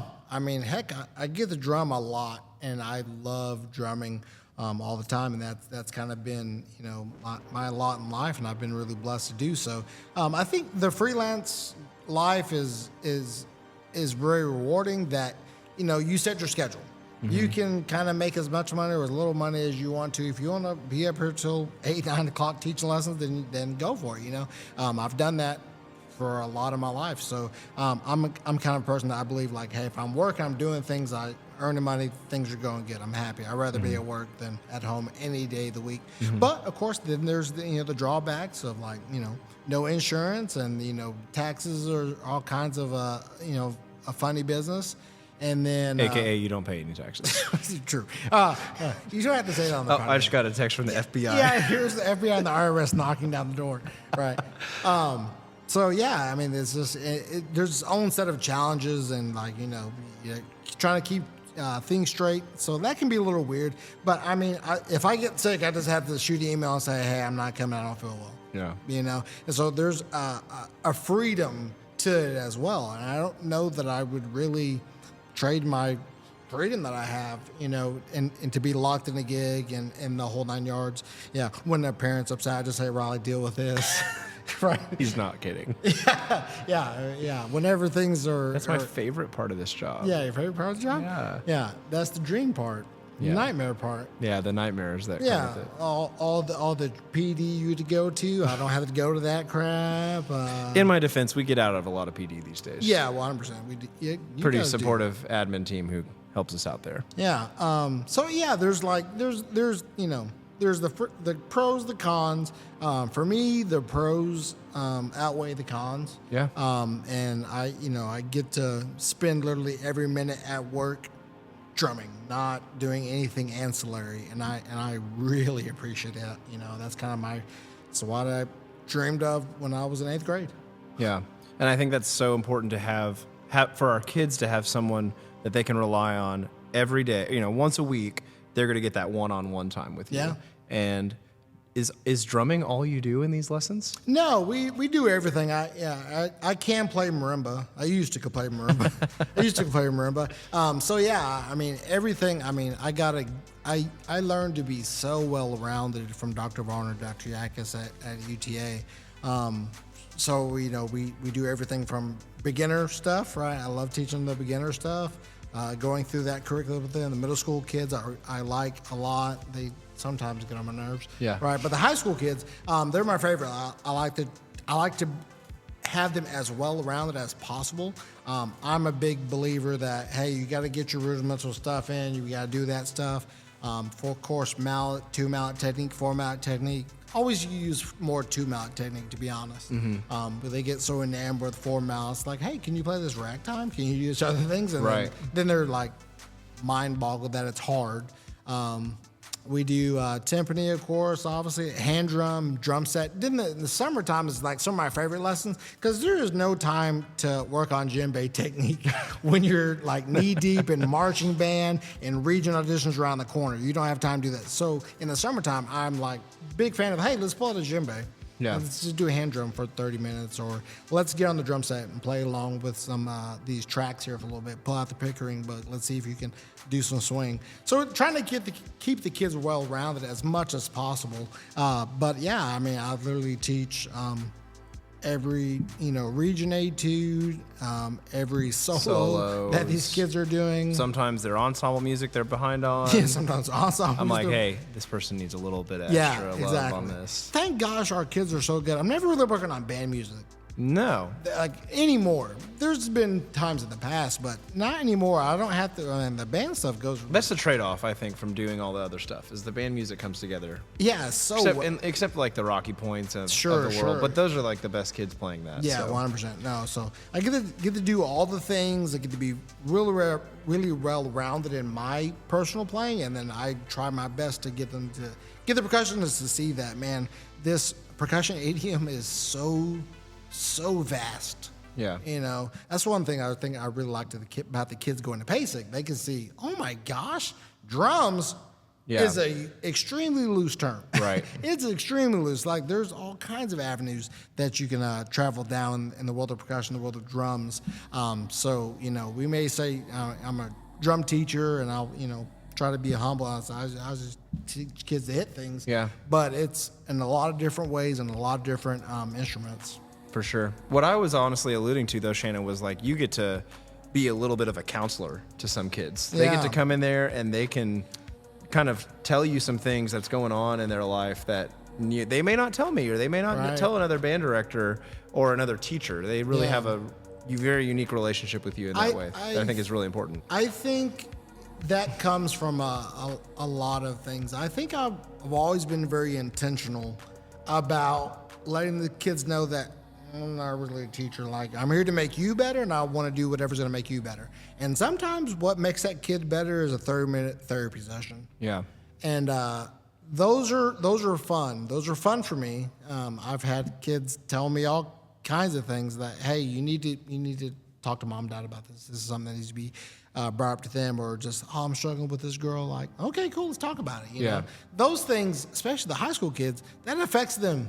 It affects them, can affect their grades, can affect their schoolwork, and their mood in band class. So sometimes we got to talk about that. And I don't know, I consider myself a very amateur, not qualified or certified psychologist. It's kind of a thing that a side passion of mine is like psychology. I love like psychology podcasts and books, and I'm kind of into that. So when the kids present me with the issue, I love talking them through it, right? Just being an ear, man. I think a little bit I get this. I would credit Ron for this too. Our long lessons back in those days when we'd just be kind of hanging out, chilling, talking. Like he'd be educating me on how to get into college, the things I should be doing that, honestly, my parents hadn't really prepared me for. Yeah. No knock on them. They just weren't qualified and prepared to do that. So that kind of helped me kind of, I guess, just take that on in my lesson teaching is like, there's all kinds of things that can help these kids on any given day. And some of it is like, hey, your prayer those aren't fast enough. And some of it is like, hey, I noticed you were like pretty out of it today in rehearsal. What's going on? Yeah. And those things are, those I think the kids, when they graduate, tend to remember that. Yeah. And I think they appreciate it. And I hope they appreciate it, because I do want to be a rock for them as much as I can be. That's kind of a goal. Like it's, hey, I love teaching these high schoolers. I don't know, it's such a cool age. Yeah. So pivotal. Like we all remember our high school days. Like those don't go away. So many great experiences, so many great friends, just a fun time. But sometimes those students need some guidance through that. And in my small way, I offer the best guidance I can. It's awesome. Yeah, love to hear you kind of touch on that a little bit more. Back to the top 10 or top 100 over here. Where are we at? We're at 40 now. We got 40 left. So we've got Aretha Franklin. Okay. I Never Loved a Man the Way Queen I of Love Soul. You. We've got Illmatic by Nas. Great rap album. Tapestry, Carole King. This is really high up on a couple lists. I've got to get to that one. Enter the Wu-Tang. Okay. 36 Chambers. Some Wu-Tang. Wu-Tang Clan. Yeah. We got the first of 2 Beyonce albums. I kind of feel like this one should be in the place of the other one. Yeah, this is should be higher. self-titled Yeah, Beyonce. that should be higher. 35 is London Calling, Clash, iconic pop, punk album. Don't know it.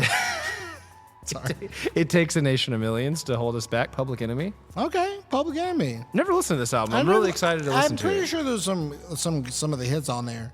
And then 33, we've got Kid A, one of 2 Radiohead albums on this list. Gotcha. And then we've got Ready to Die. That should be higher. B.I.G. That should be 100% be higher. And then last in the 30s, we've got Jagged Little Pill, Alanis Morissette. Good singer-songwriter album. I mean, should be lower, but should still be on the top 100. Should be lower. Yeah, it should be lower. Yeah. I'm with you on that. Atlantis, I mean, I know a couple. She's got one hand in her pocket. Yeah, true. Not a story for now. But Usually when I bring up Alanis Morissette or in a real conversation in this day and age, I'm making fun of one of her songs. Yeah, true. Well, there's lots of like little one-liners in there you can insert into conversation that don't make a lot of sense. They confuse the other person. Yes. But it brings personal enjoyment. Yes. So for that sake, that's fine. We kind of touched on this a little bit, but talk about your musical influences and how they impact your music education and teaching beliefs. You talked about your big 3. Yeah. That's one thing I liked about you instantly was how much you love Michael Jackson and Prince and Stevie. Yeah, I'm a big R&B guy, big old school guy. I think the way that it influences my teaching is some days I just don't want to hear the metronome. Yeah. It's like I've practiced a lot with the metronome, and I needed to find a way to make drumming fun with the kids, especially when chop building.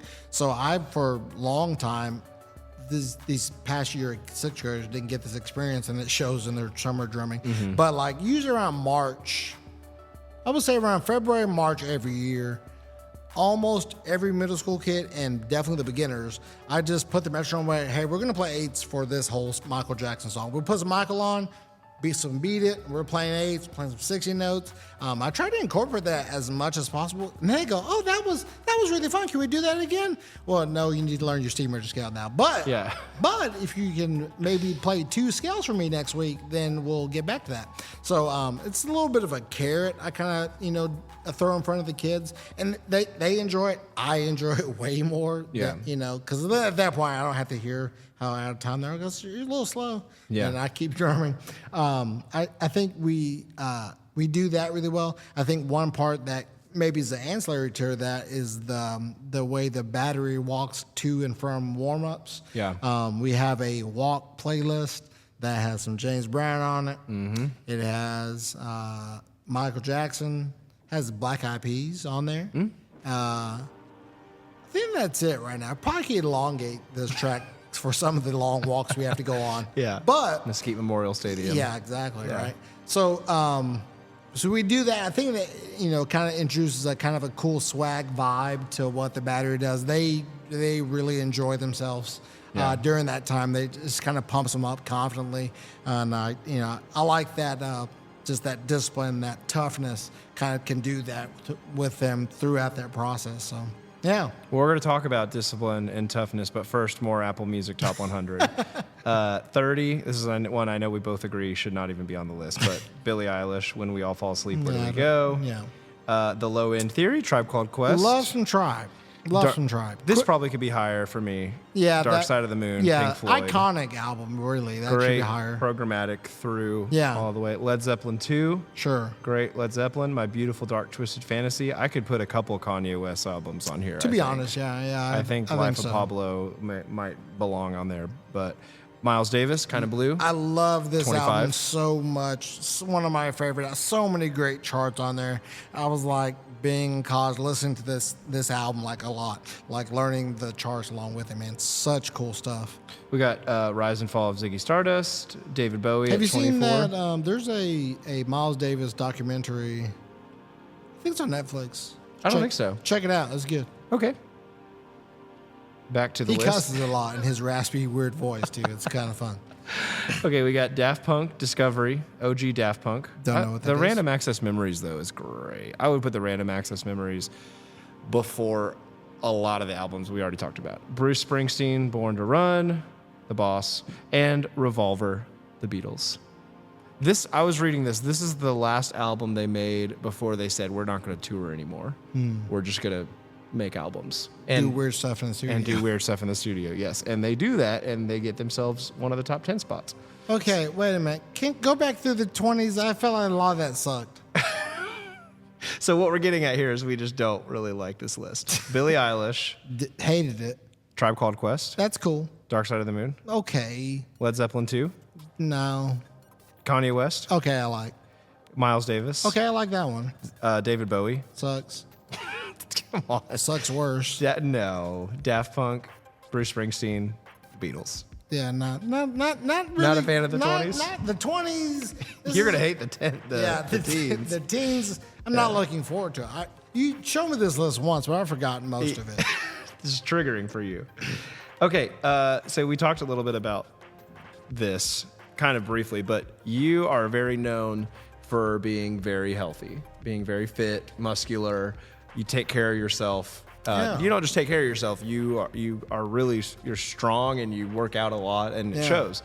So talk a little bit about your health and fitness regimen and how does it inform your teaching style, especially when teaching a battery. Okay, let's see. I guess I've always been pretty lean, but if one must know, my journey in the gym started in 2014, right? So almost a decade ago now. And as most people will tell you that stay in the gym a lot, it's because they had emotions that they didn't want to deal with. Suppressed trauma. Suppressed Nice. trauma leads to bodies, right? 100% of the time. So no, I was actually going through the divorce, and I needed something to do with my time, to be honest. I would just get home and lay in the bed and cry. I was like, this ain't healthy. Yeah. I should replace this bad activity with something healthier, right? Yeah. I should do that with more parts of my life. Yeah. You got one down. I got one down. So I started going to the gym, and I'm a nerd, so I start going to the gym like, okay, I don't know really what to do. I start, searching on YouTube and searching online, and started following all these bodybuilders, and this is how you build muscles. This is what you do. This is what you eat, and da-da-da. Okay, that works out great, because, I'm a diabetic anyway, so I need to be eating high protein, low carb. And, okay, I'll just start eating like crazy, and I'll start lifting heavy stuff. Pick up heavy stuff, put it down. Pick up heavy stuff, put it down. There's something in the simplicity of the process and the discipline and dedication that it takes that really intrigues me. I get asked if I'm in the military all the time. Literally, a guy 3 days ago was like, "Thank you for your service." I'm like, "No, I'm not. I wasn't in the military." He was like, "Shut up. Yes, you were." I was like, "Okay." That's kind of weird. it was a little bit of a weird interaction, but I appreciated that he appreciated me for something that I didn't do. Yeah. I asked my brother-in-law about it, who's a Marine. He said, "I just take compliment and move on with life. It'll be okay." Yeah. I was like, I feel bad for accepting praise for something I didn't do. He's Yeah, like, on the veterans. on the behalf of the veterans. Yeah. He's like, You don't even have USAA. I know. Yeah, that'd be great. Yeah. He was like, "No, you be all right." Okay, cool. Sounds good to me. Nice.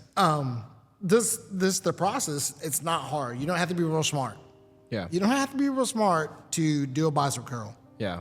You Whoa, look at that. Let's zoom in on that. You contract and you put it down. And you Yeah. do again. But here's the great part.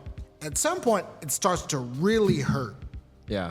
But the process doesn't, the act doesn't change. It's the same 40 pounds. It feels heavier. Yeah. But now you're doing it and it hurts. And that is where the growth happens. Mm-hmm. And that's like a great life lesson to me. When it starts to feel uncomfortable and you quit, you don't grow. The last 4 that hurt and your face is this and it feels, that's where you grow. Yeah. And I think That's me with over the head shoulder. shoulder press. Yeah. Not kidding. It's- When I do those, Yeah. it's It hard. hurts. It hurts. And the last ones that start to hurt, those are ones that matter. So in my musical approach, the last reps, when you're really exhausted at the end of rehearsal, you've already sweat, your hands are sweaty, your drum's heavy, you're tired. The last few reps, those are the ones that count. Those are the ones that are going to show up in the dome. Yeah. Like those are the reps. And so it was really clear to me really quickly how, that process of the gym translate to so many other things. Then of course, I'm a big believer that, especially for marching percussion instruments, you have to, look strong to play strong. You can't play any nice 5-lit roll or a 4/3 roll, these fast triplet rolls, and your drum's doing this because you can't hold the drum still. So I for a long time have been really big proponent of, like, my batteries are pretty tough and pretty strong, pretty in shape. Yeah. And we do a lot of PT. We just do it. We run and we push up and we lunge and we push up and we touch the fence and we push up and then we do it wrong and we do some more push-ups. We do some more physical reminders of why we can't come in early on that roll. That's right. Physical reminders. Physical I like that. reminders. Yeah. There's not punishment. I don't punish kids. I physically remind them that was dirty. We don't want to do that again. Yeah. So we keep doing that, and I think it just translates to, the kids being really strong at the end of the season. When they can carry the drum with a great posture and great strength, they tend to play it that way as well, and it helps them, just play a little better for sure. Well, this is probably a good segue to just talk, just give you the floor to talk all things battery. You are known as a battery guy. I mean, we talk well-rounded percussionist, which, yes, you are. But I think most people recognize you from the percussion education world as, being a great battery instructor. Yeah. We call you the battery coordinator here because you write the book and you teach the battery primarily. So talk about the Forney High School battery. What's the approach? What are some exercises?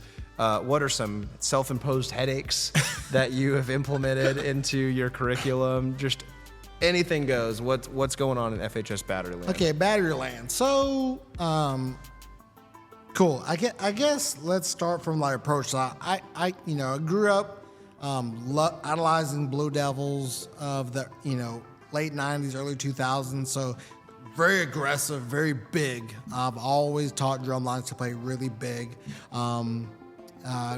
Recently more influenced by the Mike Jacksons of the world and his rhythmic complexities.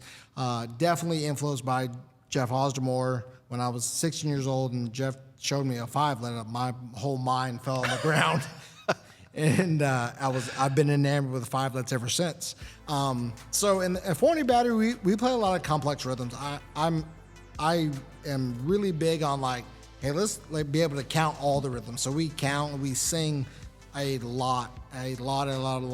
We play big, we count big, we sing big, we play hard stuff. And then, of course, I don't know that I have any secrets. I don't know if there's any secrets to being good anymore, right? We all know that you got to grid stuff. Mm-hmm. You gotta play the grid. You gotta put on the grid. Whatever it could be, accents, flams, diddles, whatever. You gotta put on a grid. You gotta be able to do it.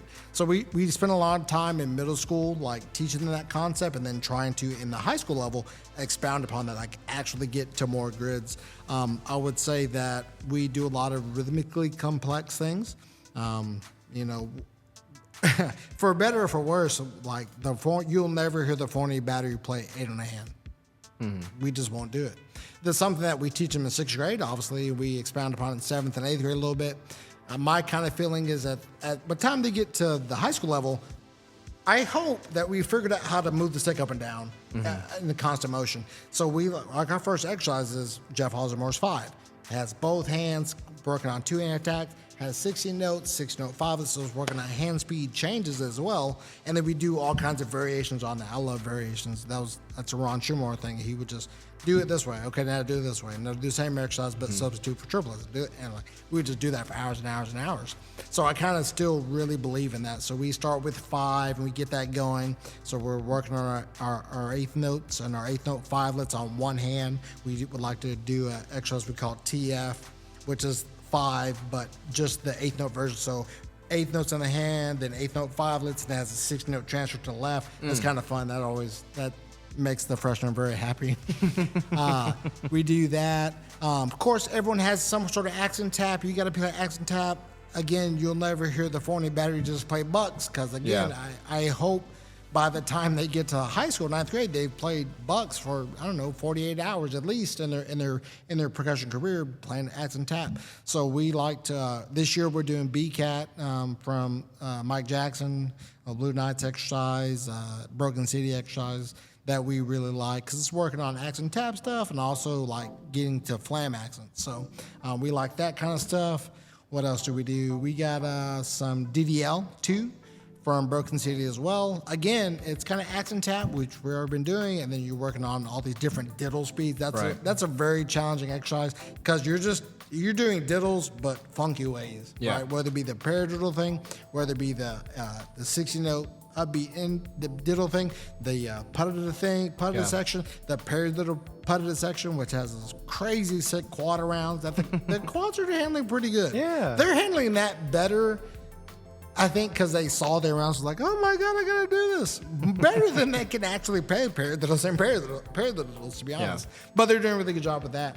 I think everyone. Exercise is exercise. We all know we need some sort of like warm-up exercise that works on legato stroke, a high-to-high exercise. We got to have high-to-low strokes, right? We do that in a variety of ways, whether it be bucks or B-Cat or 7/8 or whatever your poison is, right? You got to work on your tap stuff, your low-to-low strokes. We work on that constantly, and then of course you invert most low-to-high strokes. So I try, with all these complex exercise, I'm a really big fan of always like humbling the kids, like, oh, I can play this or I can't play this because it's really hard. Okay, look at just the left hand. Look how the left hand just does this. This is just a lot of high stroke that you still haven't mastered yet. Yeah, right. It's still just the same thing. It's still a fundamental that you just haven't done yet. You haven't really mastered yet. So I think that's kind of like our musical approach. I like to take exercises that are pretty complex, and then we do them throughout the season. I like for my exercises to be tricky, to be hard. Yeah. And there's definitely people who think, oh no, exercise should be just the fundamental and just this, and then you can work on your music separate. I don't know that we have the time. I like for our exercises to be a microcosm of what our music is going to be. Right. It's going to be meter changes because we write very metered, right? There's going to be all kinds of extreme dynamic changes. Again, the music's going to have the same thing. So we're working on those concepts in the exercise. I think that's kind of one of my justifications of playing more difficult, more involved exercises with FHS battery. What else? Let's see. We're strong, right? We talked about that. We mark time a lot. We wear drums a lot. Mm-hmm. I think there's a lot of high school programs, no knock, but they're on stands a lot. Yeah. Like stands is a thing. I get it. Like it's great. But when it comes down, this is a marching band. You got to move. You got to wear the drum. It's heavy. Does it suck? 100% it sucks. But you're not going to get as strong unless you do it. Yeah. So that's back to the gym thing. Like when it hurts, that's when it counts. Is when you're getting stronger. So we do a lot of wearing the drums. I bet the kids would wish we did a lot more stands. June camp is about like the most stands we're on. Yeah. And that's probably the 4 hours in the afternoon we're outside under the tree on stands. That almost doesn't happen again for the rest of the season because football games are like, wow, these things work. Because we wear them all the time. We want to drum with them on and get strong that way. What else? I don't know. That's kind of our big philosophy. I guess in the music actual part of it, we love to write hard stuff. We like to challenge the students. We write pretty meaty, pretty beefy, very metric. We're playing 8th note 5-lit rolls and 4/3 rolls. That start on the upbeat sometimes. That start on the upbeat sometimes. Yeah, we're playing go over the bar line sometimes. Over the bar line thing. Yeah. That's the self-imposed headache for sure. Yeah. We like to combine measures and write things over the bar line. I did a really good job this year of not doing that so far. I like 4/4. Yeah. The opener's entirely in 4/4. I love that. We did good with that, to be honest. There was one part you saw. Yeah, you had to write the... I wrote that thing over the bar line without combining the bars. Without combining the bars. Thank you. Because my favorite thing about when I get a Sibelius score from Shannon is I'll copy all the battery lines and put it in my score, and then I'll get the error It says something like, says something, this template crosses the bar line. This template crosses the bar line. This is not going to work. And then I have to go in and, like I'm a minor, MINER, and I have to dig and figure out where it is. I'm like, oh, that's where that is. Okay, he combined it. Okay, I got to combine those. But you didn't do that for me. I didn't do yet. that. We're not done writing the show. We're not done writing the show. I'm trying to avoid, to be honest. This is one of the things that it just makes more work. Try to find another way has been my goal. And you found a new way to write that rhythm. I did find a new way to write that rhythm. That's kind of cool. I dug it. The kids saw it and they were like, yeah, it's like, no, that's just... Yeah, they're, oh, okay, Yeah. we've done that before 1,000 times, so... no, that's good. What else? I don't know. I guess I don't know. I write a lot of bass stuff. Yeah? I think our bass lines have been known to be pretty dang good. I think maybe it starts with my Brigadiers experience and my first drum being a bass drum. I really love, great tonal bass drums. Just love good touch. Always get that tuning comment. We get a lot of good tuning. Dr. West loves the bass tuning. He does. He literally says it every year. We should make a montage of every Dr. West tape we've gotten that has That would be fun. compliments about. And he loves when we bring out other instruments that people don't anything bring out orchestral. anymore. Chimes, timpani, marching machine. You bring it out on the field in the flesh. Yeah. He likes that. Dr. West is a big fan of that. Because he likes percussion orchestra. He does. As he alluded to on our podcast. Yes, he did. He loves it. So he loves when we do that. I don't know. I think in general, man, there's so many great drummers in Texas. My gosh, just a cacophony of great drummers. And I think one thing that maybe I don't know. I don't know when it was, but I just knew that I wanted to do it kind of my way. Yeah. And not worry about what everyone else is doing necessarily, and challenge the students as much as possible. I think many, many times the students have risen to the occasion by the end of the season. Yeah, for sure. Well, that's a great overlay. I mean, I'm sure we could go for hours about battery stuff, but I think there will be one more question here that you might be able to sprinkle some more things in. But we've got 2 more sets of 10 Apple Music top 100 albums. So we've got at 20 Pet Sounds by the Beach Boys. Now, I remember really researching this album in my history of rock class in college. Gotcha. One of the most iconically produced albums of all time. Just the sounds and the wall of sound that they were creating was very iconic for the time. Okay. There's some good Beach Boys songs. Really good songs on there. Dr. Dre, The Chronic, still around, man. Still around. Still a great album. Still influencing. So well produced, and a lot of good songs, man. When did that come out? It must have been 90. Early 90s or late 80s. Yeah, I think 91 or 92 sounds right. Yeah, 91, 92. I was 6 years old, walking around cussing. At 18, the very controversial, we've got 1989, Taylor's version, Taylor Swift. I don't know if it's controversial. I just don't. I don't know. I don't get it. I don't know how it's 18. There's a couple of good songs on there. I don't know it. Maybe top 100. It doesn't. I think Taylor Swift belongs on the top 100 somewhere. Yeah, I just don't She's a relate to billionaire. her. She's a millionaire. I don't relate to that. Billionaire, right. I can't relate to that. I cannot relate to that. I listened to this album all the way through last night, actually. Did you really? Yeah, which I've heard it before, but What's Going On, Marvin Gaye. Yeah. Good stuff in there. Yeah. Good songs. Very happy stuff. Happy sounding songs. Happy sounding? About very politically charged things going on at the time. Blue, Joni Mitchell. This has been on my list, but haven't gotten to it yet. I don't know who that is. Singer-songwriter. Adele, 21. Yeah, Adele. Adele, of all the newer artists that are on here, I think this stands up. Yeah, this album that and girl this can artist. sing. Yeah. She can't sing. She can sing. She can sing. We got Bob Dylan, Highway 61 Revisited. Don't know any Bob Dylan. Right, yeah. I don't know. The Blueprint, Jay-Z. Okay. 13.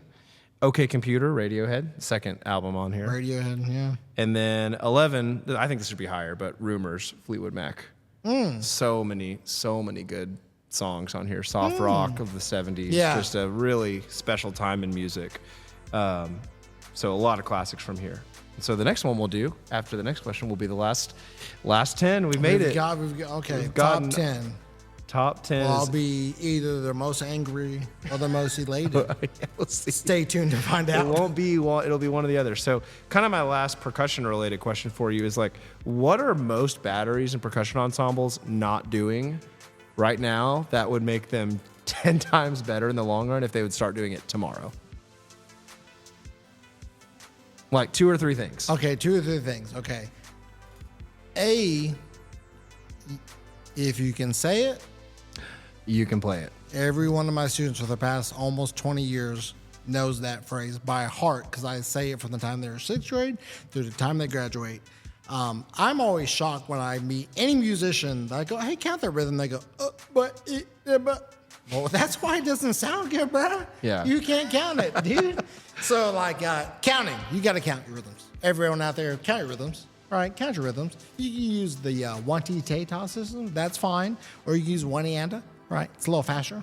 I like that. I like that for percussion. Notice the bias in that. It's just extreme bias. Yeah, extreme bias. No, it's just it works better for percussion, right?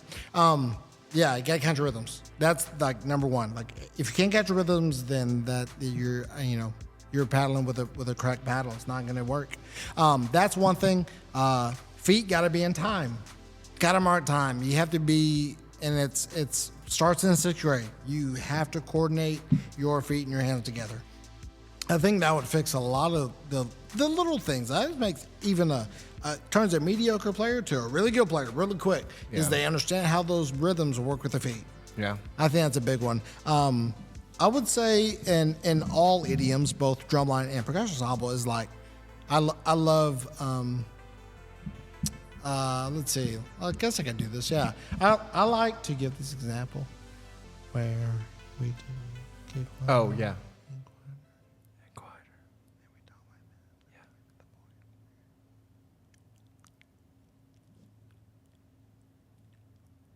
Bam! That's our break stuff. That's Dr. Beatdown. That's impactful. Yeah. Like the use of dynamic, I think, as human beings, like that's probably one of our first ways to communicate is to use extremes, soft and louds to create effect. And I think that works for percussion ensemble, works for marching band, works for indoor drum, works for everything. Like go in there and 2 or 3 dynamics. It may say mezzo piano, make that sucker pianissimo. Yeah. You draw your audience in. That's always kind of a fun thing. I love that. You know, I use that a lot. You know, when I see a score and nothing's really happening, we do this in Ferviente a lot. We go in there and just make dynamics. We make dynamics a lot.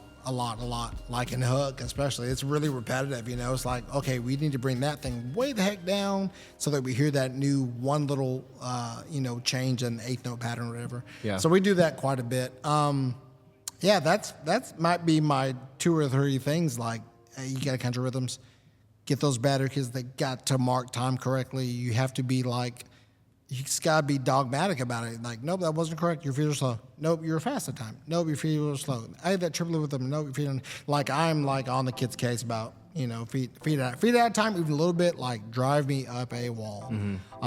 Those are probably 2 big ones. If I had to throw in a couple other ones in there, I would get your students, all the students, like playing drum set. Yeah. That coordination it can't be replaced. It's just one of those things where, it should come easier to them because they hear drum set, on the radio. But it's shocking sometimes the ones that can't do it. Yeah. And if they put a little effort into it, boy, that's, again, I like my phrase, one hand washes the other. That shows up in their timpani playing and the marimba playing and the snare drumming. Like, wow. Some of the kids that, especially gets the high school level, maybe a little behind, that summer lessons, I like really push drum set. Go play drum set. Go play drum set. Yeah. I need to learn how to play, better format. Okay, you will if you do this. Right. Because it's that coordination just starts to bring the whole body into congruence, with rhythm and functionality. And I really a big believer in that. So play more drum set. Drum set's fun. Lastly, can you go through, and this is just a good refresher for me, can you talk about your level 1, 2, 3 listening? Yeah. So throughout the season, we kind of introduced this concept to the battery members, level 1 listening is listen to your sound. You got to sound good. Do your accents have the correct quality? Do your taps have a nice hum to them? Are your sticks resonating? How do I sound on the rhythm? Then level 2 listening is how does my sound now blend with my section? So the snare drummers, right? We go down line. All right, you play it. All right, you play it. Okay, you play it. Now it's all play it. Cool, that's level 2 listening. And then level 3 listening is how your section sound fits within the ensemble. Yeah. Whether that's just the battery choir, or it's the full percussion choir, or the full band setting, wherever that may be. So we do that like all the time. I'm like, hey, we're gonna be a level 1 focus today. I want you to sound good on you. Yeah. Right. So we'll just make that the focus, and then maybe a couple weeks later, we're in the season. We're like, hey, more level 2, and then by this is like we're going to be thinking big picture. Like, how do we fit within the context of the full marching band show? So I use that pretty exclusively in high school. I know that I talk about that with the middle schoolers or the beginners that they're maybe not But quite have a ready. few more brain cells before you can get to that. Yeah, a few more reps of bucks before you get to level 3. So yeah, the high school level, we use that quite often, level 1, 2, 3 listening, just to kind of get the students thinking about different things. I think I'm probably really good. I would describe myself as really good at like having phrases and training them so much that they become like Pavlovian. Yeah. You know, if I was like level 2, they know exactly what's happening. So I'll say cocoon. They're thinking about those back fingers and how they wrap around the stick. Like I'm pretty good at like being drilling those type of things in, so they become really quick. Like instead of me explaining something for 3 or 4 minutes, I can say a short phrase. They know exactly what I'm talking about. That's because I'm always just using the same verbiage, basically. It's awesome. Yeah. Yeah, thanks. Hopefully, people will listen to this and they didn't tune us out after the first 10 Apple Music albums, and they'll get here because I think what you just described is like money, like free information, free advice until we start adding subscriptions to this thing and make people pay. Okay, so one more group of 10. We're down to the final 10. The top 10. Okay, this is my project. This is my summer project. I don't know that I'll finish it this summer. Okay. But I've been very diligent about listening. You've been listening I've been listening to these, and I finished. Well, actually, no, I haven't done the 10th one that we're about to talk about. But I know the 10th one. But 1 through 9, I've listened to all the way through since this came out. Did you find yourself annoyed at any point? That's my thing. I would almost say I would like to commit to this. Yeah. But I'm not going to turn on a Taylor Swift album. Yeah, well, I mean, 30 or 40 minutes later, you might find 1 or 2 in there that you're like, it's kind of. There's a couple Swift songs that I'm sure really, they're really catchy, like. Yeah. I think. I don't know. I've just enjoyed listening to the first 10. I mean, I haven't really thought much about the order of them yet. Yeah. A little bit I have, but mostly it's been affirmed. I mean, I'm like, that's definitely top 25, like all the ones I've heard. Yeah. So I think Sure, they're good albums. once I go through the next 20 or 30, I'll probably start to. I think the end goal is to maybe piece together my own justified version of it. So that's just another project, another non-lucrative project that I've set up for myself. But here we are at number 10. Lemonade by Beyonce. Okay, pretty iconic. To me, this is a controversial choice. I don't know that you can have the self-titled Beyonce. Yeah, I here. think they should be switched. I agree with that. I think I would be much more comfortable if that were the case. Okay, I listened to this one on my way here in the 50-minute traffic it took me to get to my house, but Nirvana's Nevermind. Yeah, good album. Great album. You forget how many back-to-back good songs, classic hits. Grunge, kind of the origin of grunge. The origin of grunge, in 100%. Seattle. Controversial cover. Very controversial. Not sure we'll show that one. Amy Winehouse, Back to Black. I haven't listened to this album, but I am like intrigued with Amy Winehouse and her voice and her story. Yeah. She's real good friends with the Most Def. Oh, really? Yeah. So that's why I kind of got introduced. She's solid. So I listened to this whole thing, and I'm kind of thinking like, is it because she captured this style so eloquently with like 36 minutes of music that it belongs here? Is that why it's so iconic? And I think she did win the Grammy for Album of the Year. Correct me if I'm wrong, fact checkers. But my funny thing that I We'll get Mike on that. Yeah. Mike? There's like one guy in here the whole time. The funny thing I was going to tell you about this is like, she's famous for her drug use and rehab and all this. It's like you listen to this album and it's like Did anyone around her at any point when they're recording this album that's all about doing drugs, Yeah. like say, hey, maybe you shouldn't do drugs anymore. Maybe you should cut down I on the think she drinking. might have a problem. Yeah. No, the producer Beth like, this is gonna make me money. Yeah, right. Keep shooting it, girl. Sad, but great album. I got to listen to this all the way through. I've listened to this album many times all the way through since it came out. But Good Kid, Mad City, Kendrick Lamar, very programmatic. A lot of tracks, kind of tells his backstory a little bit about growing up in Compton. So if you've never heard this all the way through, I have not. but you know the Money Trees and Swimming Pools Sure, and yeah, Poetic yeah. Justice and Yeah. I know a couple of the Friends Don't Kill tracks. My Vibe and et cetera, et cetera. Okay, here we go. Should Songs be, in the Key should of be Life. number one. You would okay. Well, or no, number two. I lied. Should be number two. Okay. So Songs in the Key of Life, Stevie Wonder. I told you, I shared with you that Yeah. I listened to this all the way through for the first time, and Yeah. I was, shocked at how many songs, not only that I already knew by Stevie Wonder, but that had been sampled in other songs. So many samples from this album. I mean, often described as his magnum opus. Yeah. Yeah, 1976. great album. This is probably maybe more controversial than Lemonade being on there, but Blonde by Frank Ocean.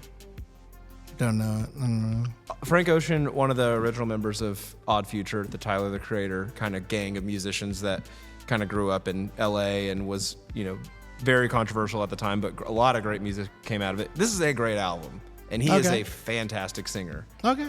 And there's a lot of great songs, but I don't know that this definitely does not belong in the top 10. It definitely doesn't belong in my top 10. And I would, if you've ever heard Channel Orange, which is his first album, I kind of think that one is even more iconic than Blonde. But they put it up there because they're trying to sell. Don't love it.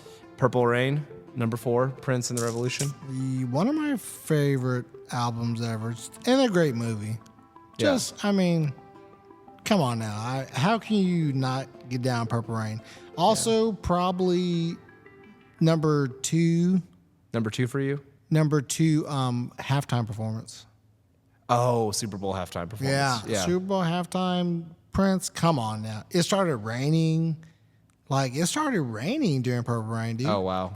You can't even program it better. Yeah. Yeah, whatever what's his face did the other year was not as well. The Weeknd? Yes. That was weird. That was weird. Yeah. That didn't go well for anyone, to be No, honest. that was strange. Okay, coming in at number 3, we've got Abbey Road, the Okay. Beatles. The last Beatles album. Iconic and great, but not maybe 5 or 6 for me, to be honest. I think I'm with you on This that. is my flavor. Again, if I made a list, there'd be a lot of albums that people don't like on there. They'd be mad at me. Yeah. That's why I don't be talking about Are you an it. Apple sympathizer now?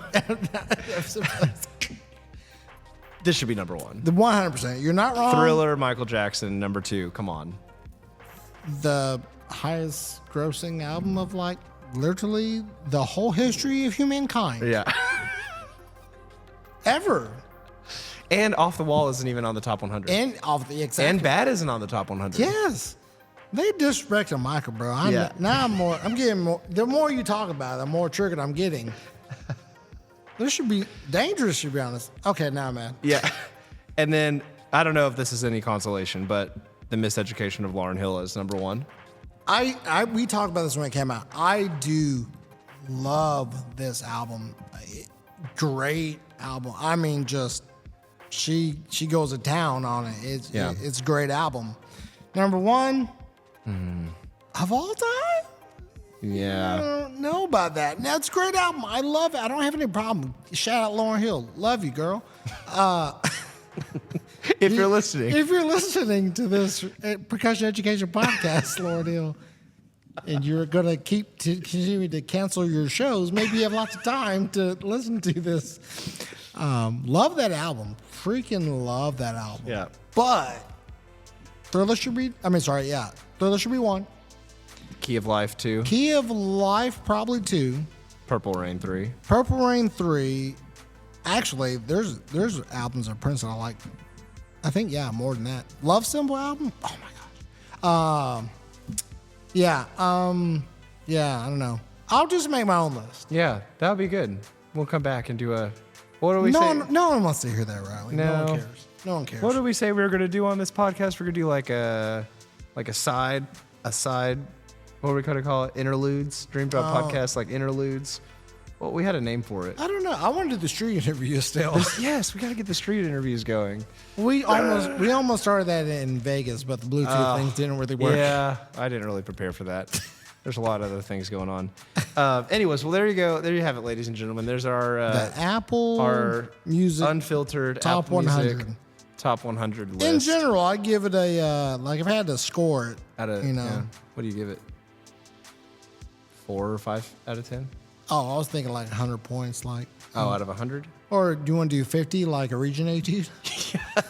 Exactly, the 2-mallet etude. How would you rank it? Yeah, on the 2-mallet etude. If you were a region judge and you were judging kids' top 100 music albums of all time, and this kid came and presented that to you. Presented this? Yeah. And it's blind. And it's Like, blind? region. And they started playing this stuff? I'd probably give it about 18. 18, okay, that's like lower middle of the pack. You're not going to put them in the band. Yeah, not gonna. You're kind of like setting them up. Like maybe they could redeem themselves if they play everything else lights If the out. timpani is lights out, Yeah. then maybe. That would be a great region audition. You do all the etudes, and then the judges rank. You have your top 10 albums. Yeah, and, top 10 albums, yeah. And the judges. That would be important. I mean, I would want to know. that- Hey, this guy's got Michael and Prince and Stevie. That's going to be a cool kid. Yeah, he's gonna do great. He's going to do great in band. He's not gonna embarrass me. listen. He's not going to embarrass me. He's But not this gonna, kid comes in with Billie Eilish Yeah. and Taylor Swift on their top 10. They're going to be really emotional. They might not show up to rehearsal because they had a bad day. I need to stay in bed and eat ice cream. Come on, bro. Come on. Okay, well, any region chairs out there, if you want to implement that, any TMEA executives. Yeah, if you want to, yeah. You know, maybe take us up on that. You can have that one for free. Okay, so we've got a couple things left here. This has been a great interview so far, by the way. This has been hanging on my buddy. This is fun. we're hanging out. Yeah. So people know, I think the general public, people who know you, know that you went through something pretty life-changing, pretty traumatic here at the beginning of the year that we have not had a chance to touch on in our podcast. Yeah. The last podcast episode we came out with was all the way back in September with Lalo and Julie. Great. Shout out the Davalos. Great episode. Yeah. But as you can imagine, things are kind of busy from September to May. It was shocking that we even got that one out. Yeah. So tell us a little bit about what happened in January and what's been that journey for you. Cool, man. So, you know, I'm not a big talker about myself, but you know, I'll do it now. Then I can get out of the way. A lot of people know, especially percussion community, know that I had a diabetic emergency in January. I'll try to keep it as short as possible, but you know, it had a DKA, diabetic ketoacidosis. Basically, my body was all out of whack. It went pretty rough. Don't really remember getting sick. We had hung out literally the day before teaching and doing the regular stuff. Yep. Beginning of the spring semester. Yeah. Taught a couple days. My truck started acting up. I don't know. Went to Wingstop. Had some Wingstop. Shout out Wingstop. Kinda. Haven't had Wingstop since. I don't know. Kind of killed me. So I don't know. I went to sleep. I thought. You know, apparently Thursday morning I'm really ill. I don't remember any of this part. I got really ill. I called my sister. I called Mario.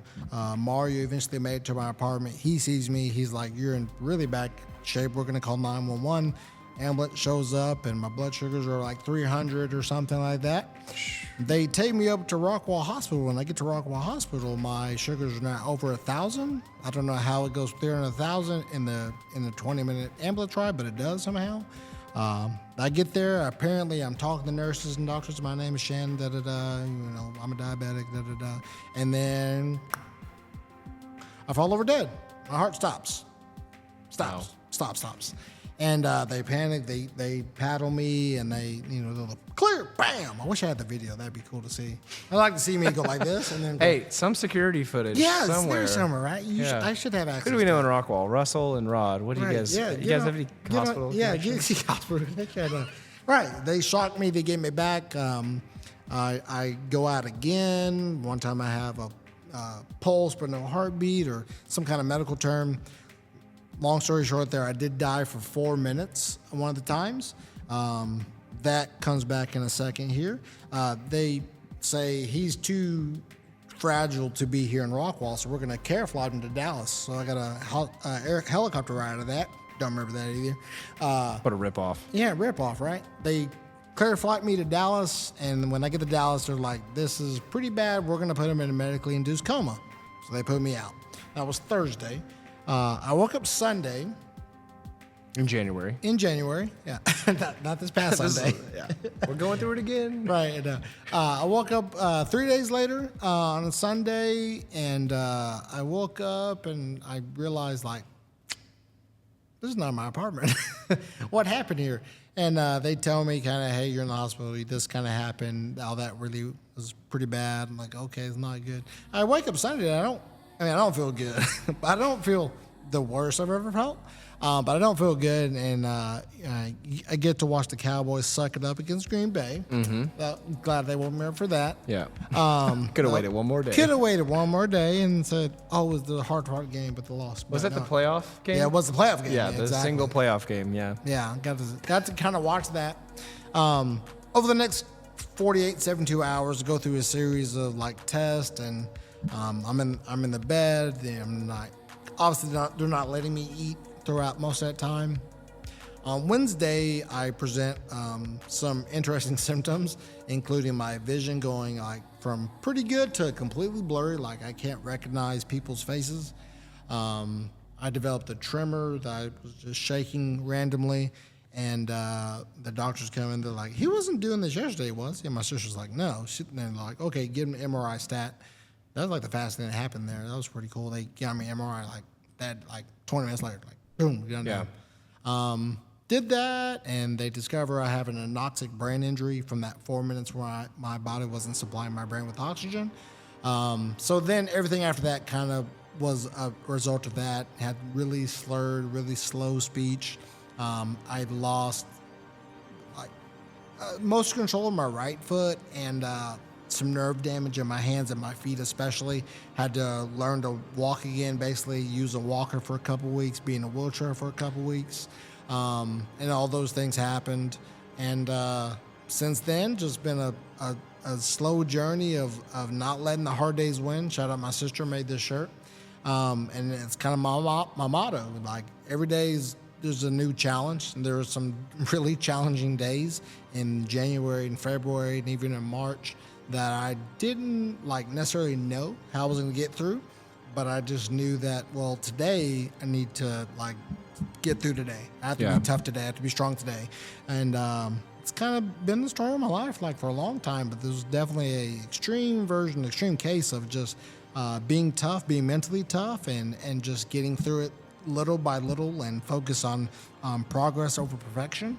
Yeah. And that's really helped me get through it. But the most important thing from this whole story, I think, well, maybe two, but in the hospital, I remember hearing about so much support and love coming from the Forney community and the percussion community. I remember, I don't even know when it was. I think maybe when you came and saw me, and you were saying, hey, yeah, Rod's been over here and Russell's been over here, teaching lessons during their day where they're supposed to be at school teaching. I'm not sure how they got. We'll probably have to cut this part out. Still going to get them fired, but no, they were great, and there was a lot of people who did that in different ways for us. Ausdemore was here for the kids, and so many people, and then of course, so many people reaching out, telling me they love me, how can they support me, and the percussion community is very near and dear to my heart, and I'm so blessed to know so many of you, and so blessed that if any of you listen to this podcast and maybe receive any either just lighthearted laughs or maybe some good advice that you utilize in your teaching, it's my honor and pleasure to give back to the percussion community, which has given me so very much. So very much. So that's kind of the shorter story of it. If you ever get together, you see me out, I'll tell you a funny story from the hospital, because there's plenty of funny. There's some specifics he's leaving out for sure. There's some specifics, but there's a lot of interesting times, and man, I'm happy to be here. Super happy to be here. It's one of those things where I try to be grateful for my position and everything, and this only has taken that gratitude to a whole new level. To be able to be here and be around these students that I love so much. They are 100% my family. I can't even tell you how bad I miss them. Yeah. I mean, We knew. Yeah. We went against the doctor's advice multiple times to come see them. Several times, yeah, exactly.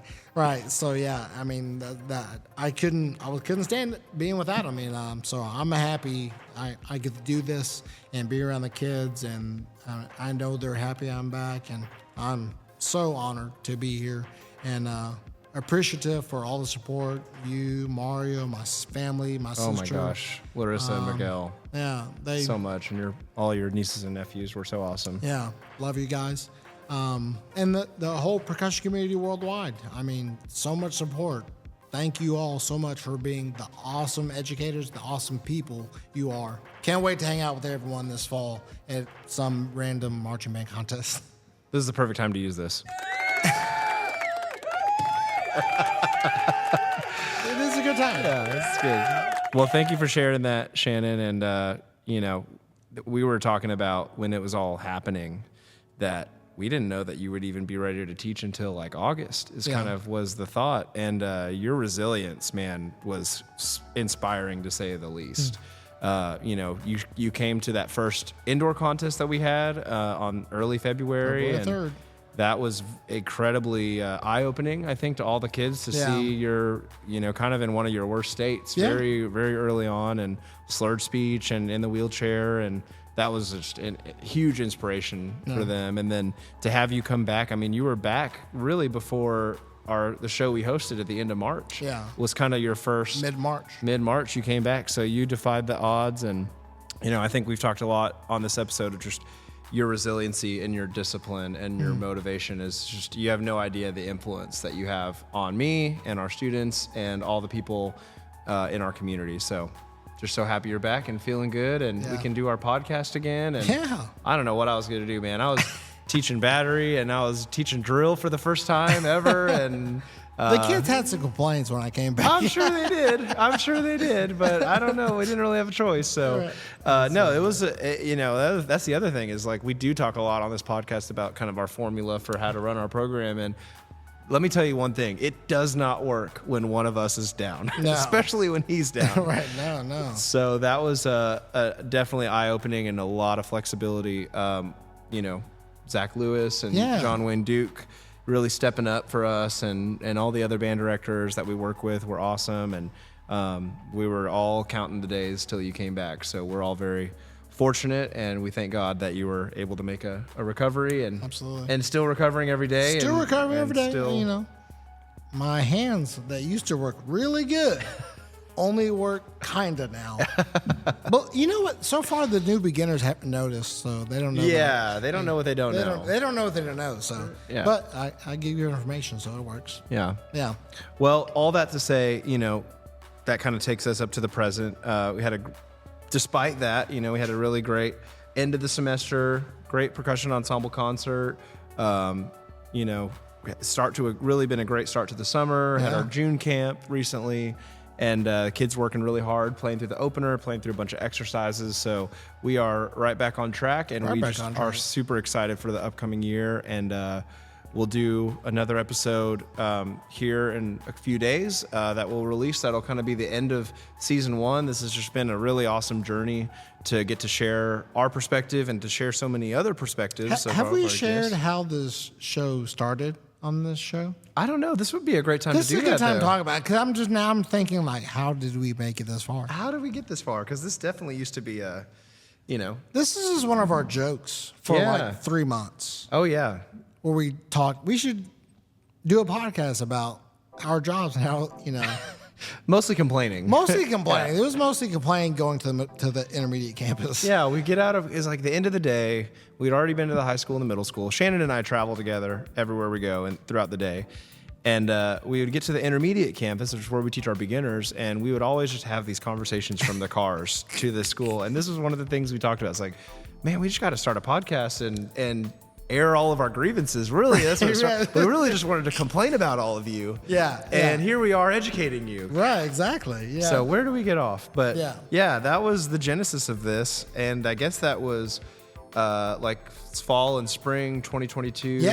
2023. Because in Yeah, it was last year. It was when we Last started year, interviewing yeah. Dr. Zeta. In fact, it's kind of funny because it's popping up on my Facebook like 1 year ago, Yeah. Dr. Zeta, 1 year ago, Jim Gist, 1 year Yeah. ago. So Kenny Wiley, like all these great Yeah, people. we were just so. complaining. Then he like really scheduled people to come and talk to them. I was like, oh, okay, we're doing that.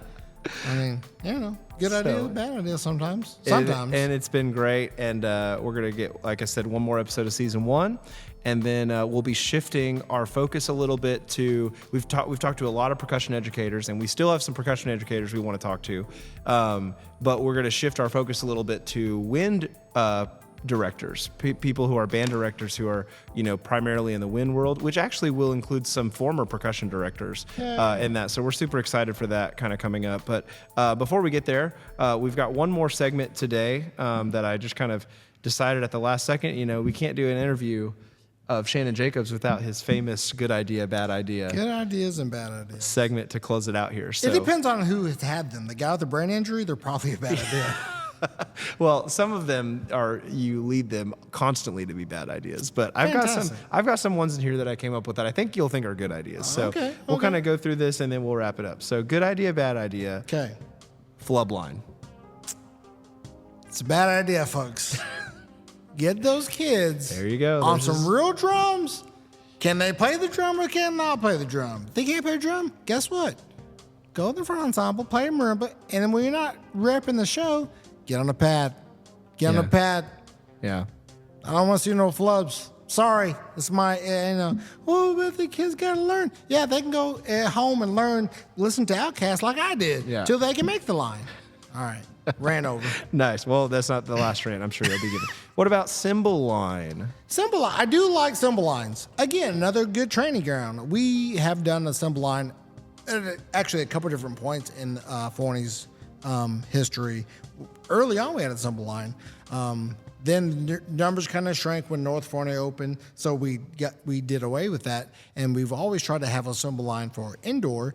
And then just the past couple of years, we've been lucky enough to have enough students to have a cymbal line. And I'm a big fan. Hey, why do we have cymbals over here and cymbals in the pit? Well, they can make different sounds, and it's just another texture I like to add to the battery, and it gets those kids, like, again, one thing that I like to do is those cymbal players, they're like really wanting to be on a drum one day, so they pad it up a lot too. They're playing cymbals for obviously show chunks and stuff, but if we're repping exercise, especially early season training, those kids are on pads and they're drumming with us on a very regular basis. Awesome. Snare tilt when playing traditional.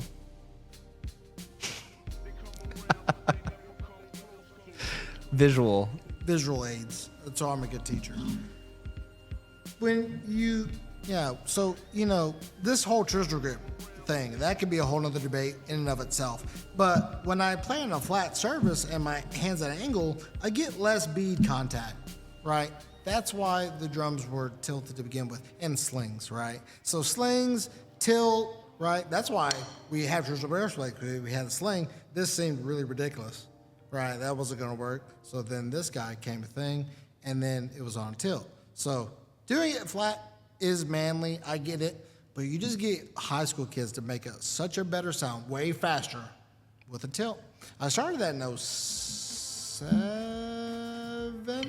Yeah, I started in 07 after Jeff did it with Blue Knights. And I was like, let me try that. And it was like an experiment. I was like, all right, snares, we're gonna go off here and have a little section for an hour. And then I adjusted all the snares, like we played eighths, and I adjusted all the snares. We tilted them, played eighths or something again. Left hands immediately sounded better. I was like, sold. Yeah. And that was it. And it's not major. It's like it's just major. a couple inches. Like it's might even not be. It's not like SCV 04 tilt. It's not that kind of tilt. Like, it's pretty minimal. It's just enough so that we get a little bit better bead contact, a little bit better left hand sound, like almost immediately. Yeah. The tilt is good. So good it's idea. A good idea. Okay. You kind of already revealed your answer on this, but 5-lets to start every day. Yeah, 100%. Every morning. Every morning at 6:45 we start rehearsal 5-lets. Yeah. Yes. Good idea. Great idea, to be honest. Tracking exercises on a hot day. It's a good idea. It builds character, right? Builds character and it builds good feet timing. Really important. Good idea. Hiring a percussionist to write your wind book. It's a good idea, right? I don't want to offend the wind players. We're better. We're smarter. Okay. No. I really do like percussionists who arrange and write for full marching band. They just do a really good job of like taking the load off wind players sometimes, so that the percussion can shine.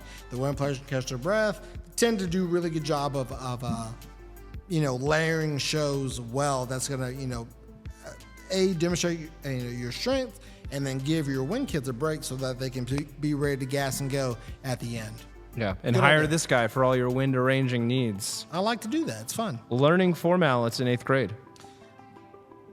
In the context of 2024, Okay, we're yes. teaching in Texas. Teaching in Texas, yeah. If you're in 8th grade, you don't know how to hold Stevens technique, then you're behind. Which is wild because I didn't learn till my senior year before I auditioned for college. And that was way back in the golden days of 2004. Yeah. So 20 years later, yeah, middle schoolers have to know four mallets. And that's, I don't know if that's the same way in most states, but in Texas, 100% good idea. You got to know it. Okay, some non-percussion ones here. Skipping leg day. Ooh, skipping leg day. You don't want to do that. The legs are your your base, right? You got to have a strong base in order to build some other muscles. You got to do legs. I like heavy leg presses. I'm not really great at squatting. I hurt my back one time doing it. I was like, nah, I'm good. We'll never do that again. What happened is I breathed wrong. I took a wrong breath. And that floating rib at the bottom slipped. And I thought it hurt. I dropped the weight. I laid in the ground I'm dead for sure. And since then, I'm like, nah, I don't really love to squat. I like heavy leg presses. Put 8, 10, 12 plates in leg press. I got you. I got you down. Okay, kind of related to fitness. Multiple gym memberships. It's not a good idea. That's a bad idea, honestly. I've done really good. I've never had 2 gym memberships simultaneously.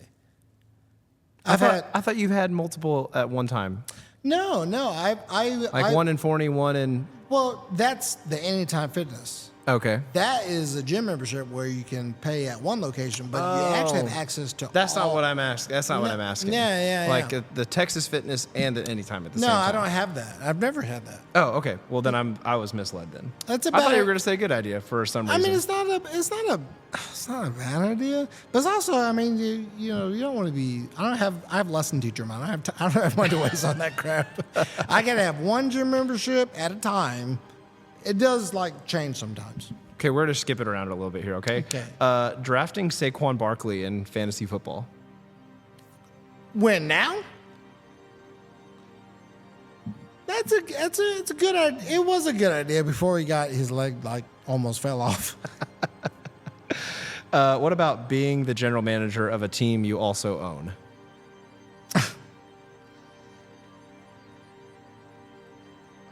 Look at the Cowboys fan struggle with this. I know. answer. I am struggling. No, listen, Jerry won 3 Super Bowls. He was GM. He had the title, same title he has now. Yeah, it's true. Now, is the execution a little different than actually what's happening? Sure. We don't know what's happening behind the scenes. Jerry's the general manager, but who's really making the picks? Who's really, if you did some deeping. Deep digging? Dig deeping. Oh, it's getting late here. Brain folks. injury.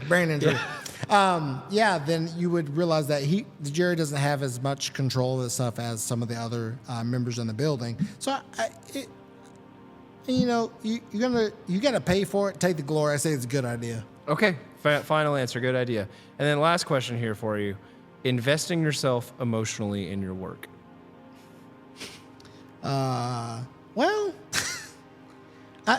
I'm going to say good idea.